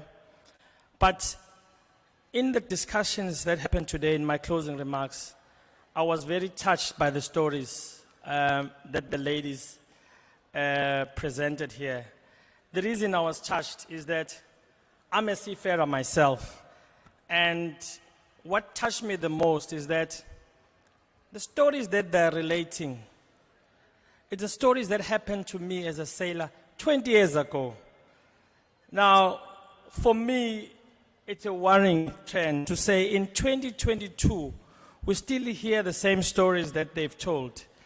And for us seafarers, Osingaya for today, for me, it's a worrying story because it resembles the journey that I went through. It wasn't the most pleasant journey, but again, we have repetition of these journeys that are similar to all of us. And when I was sitting down there, I said, how do we alter course in the right direction for the next generation of seafarers? And if I have just touch on my story a little bit, you know, when I got to the industry, I was studying at DUT, it was Natal Tech at the time.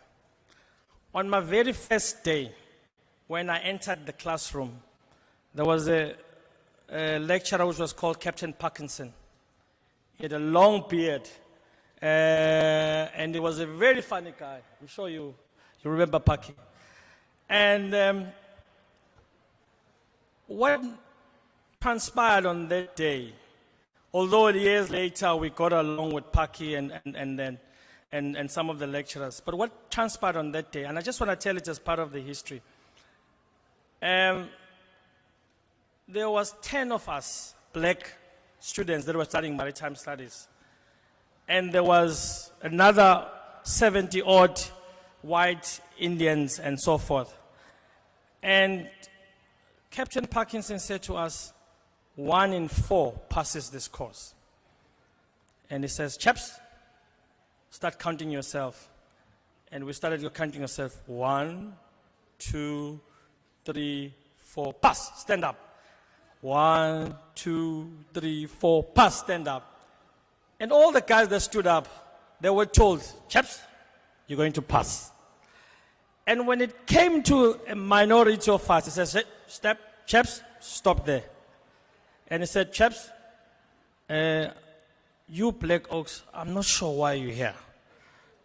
And he said to us, you have a choice. You can do mechanical engineering, you can do electrical engineering, but in my career, that's what he said, he's never seen a black officer in his entire career. And it was a shocker. But again, it's a story, it's my story, and the rest is history. Because what happened there day one, and I think for me it's a lesson to say, if all's against you, you work 10 times as hard. You push 10 times as harder. What's said to us, the minority says, here we are fighting an ebbing tide.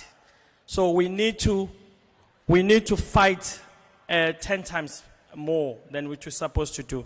And this is exactly what happened. Day one, we knew that we're not going to get 57.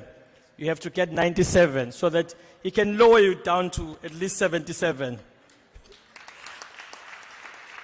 And that's a lesson that as youngsters, as future seafarers and current seafarers, that you face.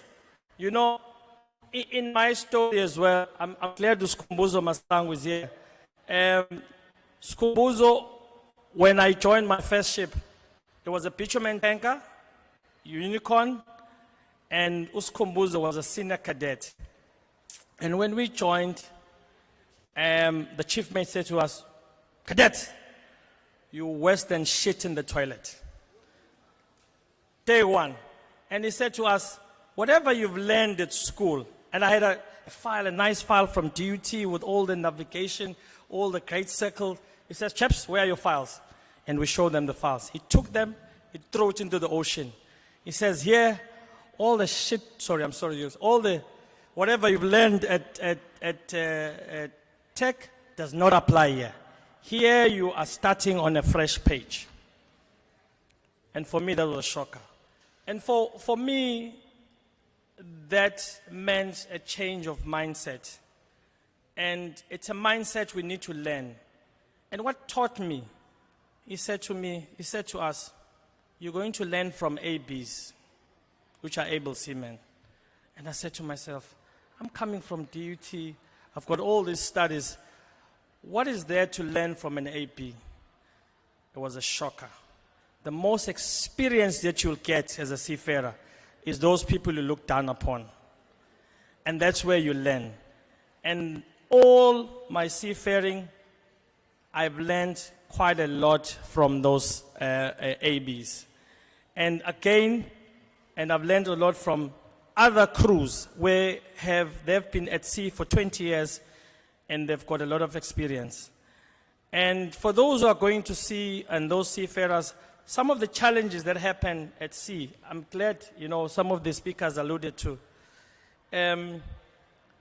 is discrimination. And you spoke about women discrimination. Sometimes you're discriminated by other men in the process.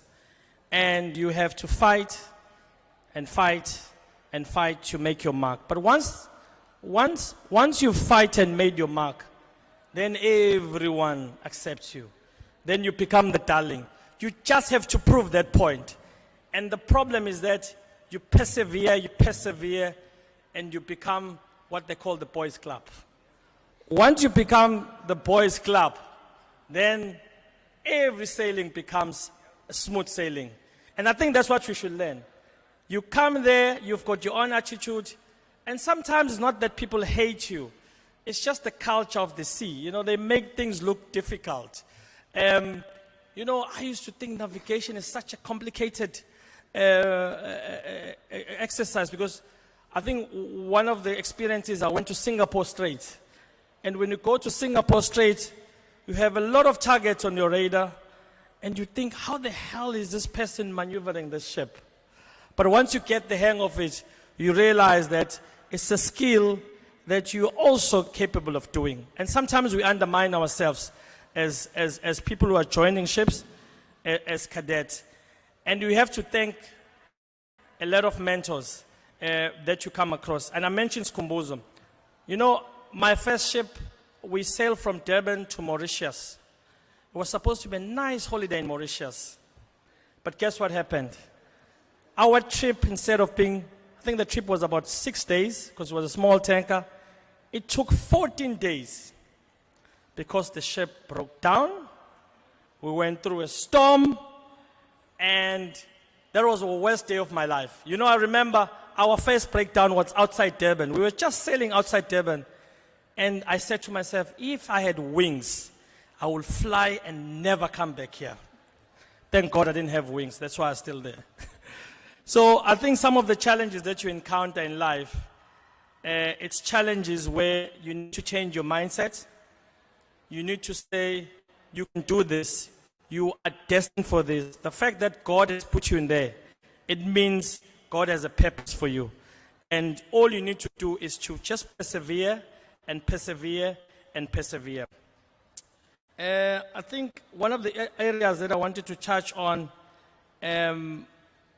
which touched on my journey. I know one of the ladies spoke about the husband and the communication. One of the tragic things that happened to me as a seafarer, my father passed away. And I joined a ship in Cape Town, and we were sailing to USA.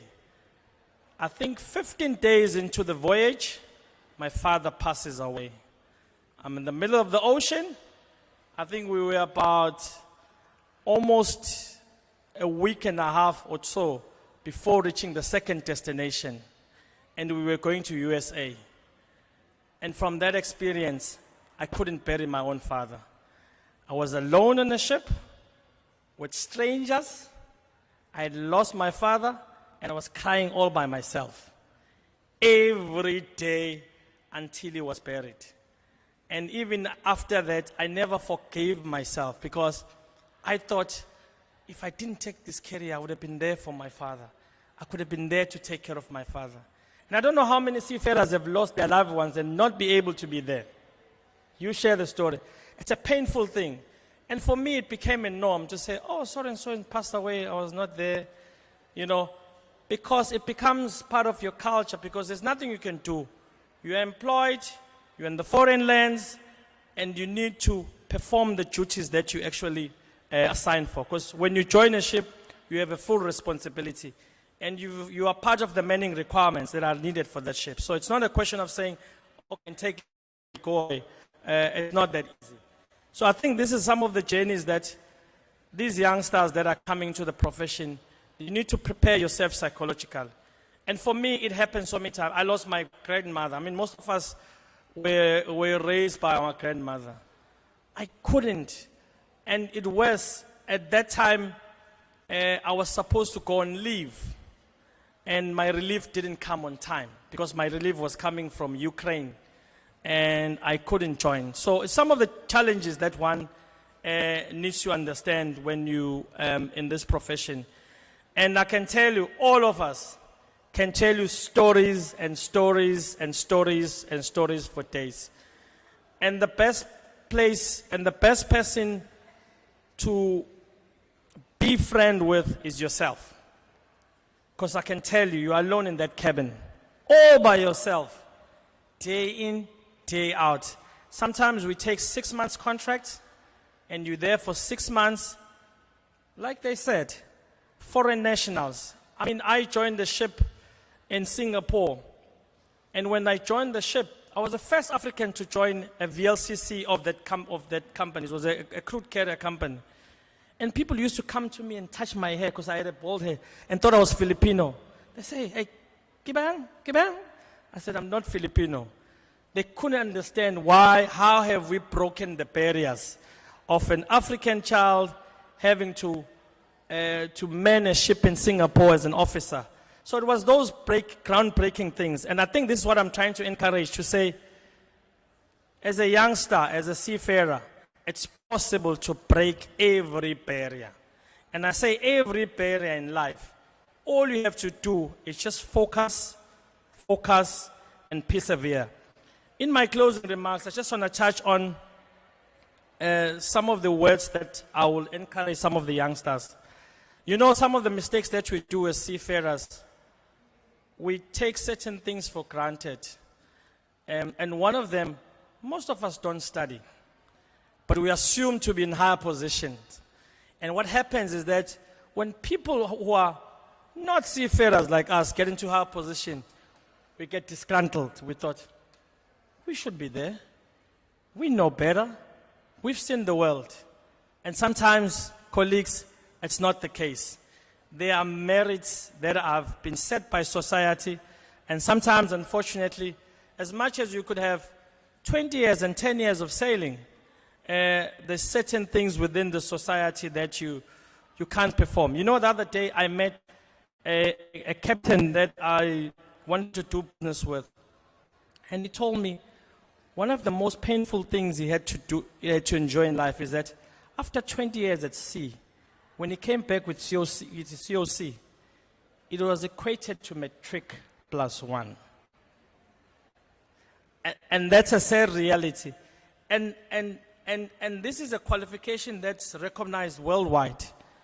And he couldn't understand because at sea, he's the captain, but when he comes ashore, he can't even be a senior manager. And there's some of the realities that we need. That's why I'm saying, seafarers, study, study, study.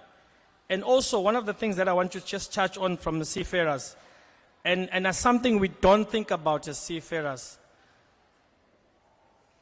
life is not about seafaring alone.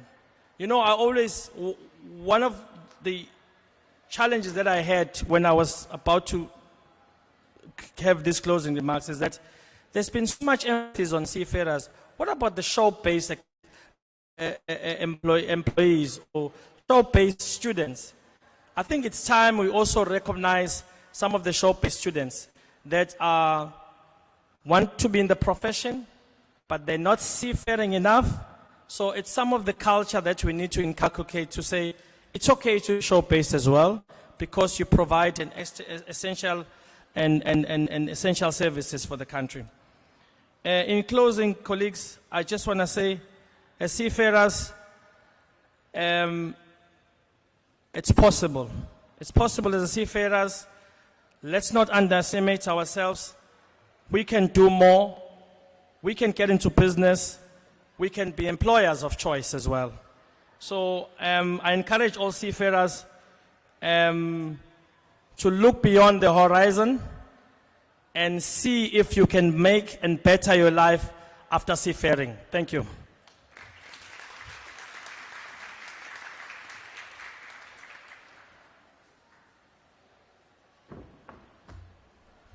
Good afternoon, ladies and gentlemen. My name is Ntabiseng Tima. I'm with SAMSA Corporate Affairs. I'm actually not going to waste your time, don't worry. I know you are starving. So I just wanted to guide you in terms of what needs to happen after the sessions. The learners are actually being catered for on the other side, so they will actually be taken care of. We've got meals for you guys packed ready for you to take home. And for our distinguished guests and educators, we will be catering for you behind you. You will see there are people that have already set up to make sure that your food is ready. But all in all, I think I need to take this opportunity to just thank our partners, TNPA, for allowing us to actually use your venue. Thank you very much. And to Moses Kotane for actually making it possible for the lenders to actually have lunch. We thank you very much. And to all of you, thank you so much for honoring the appointment, and thank you very much for waking up in the morning. And I know that we have actually starved you a bit, but it's all good, don't worry. We are going to make sure that you are fed, and you should be happy from henceforth. Good afternoon to everybody, and thank you to one and all, and to our speakers. Thank you.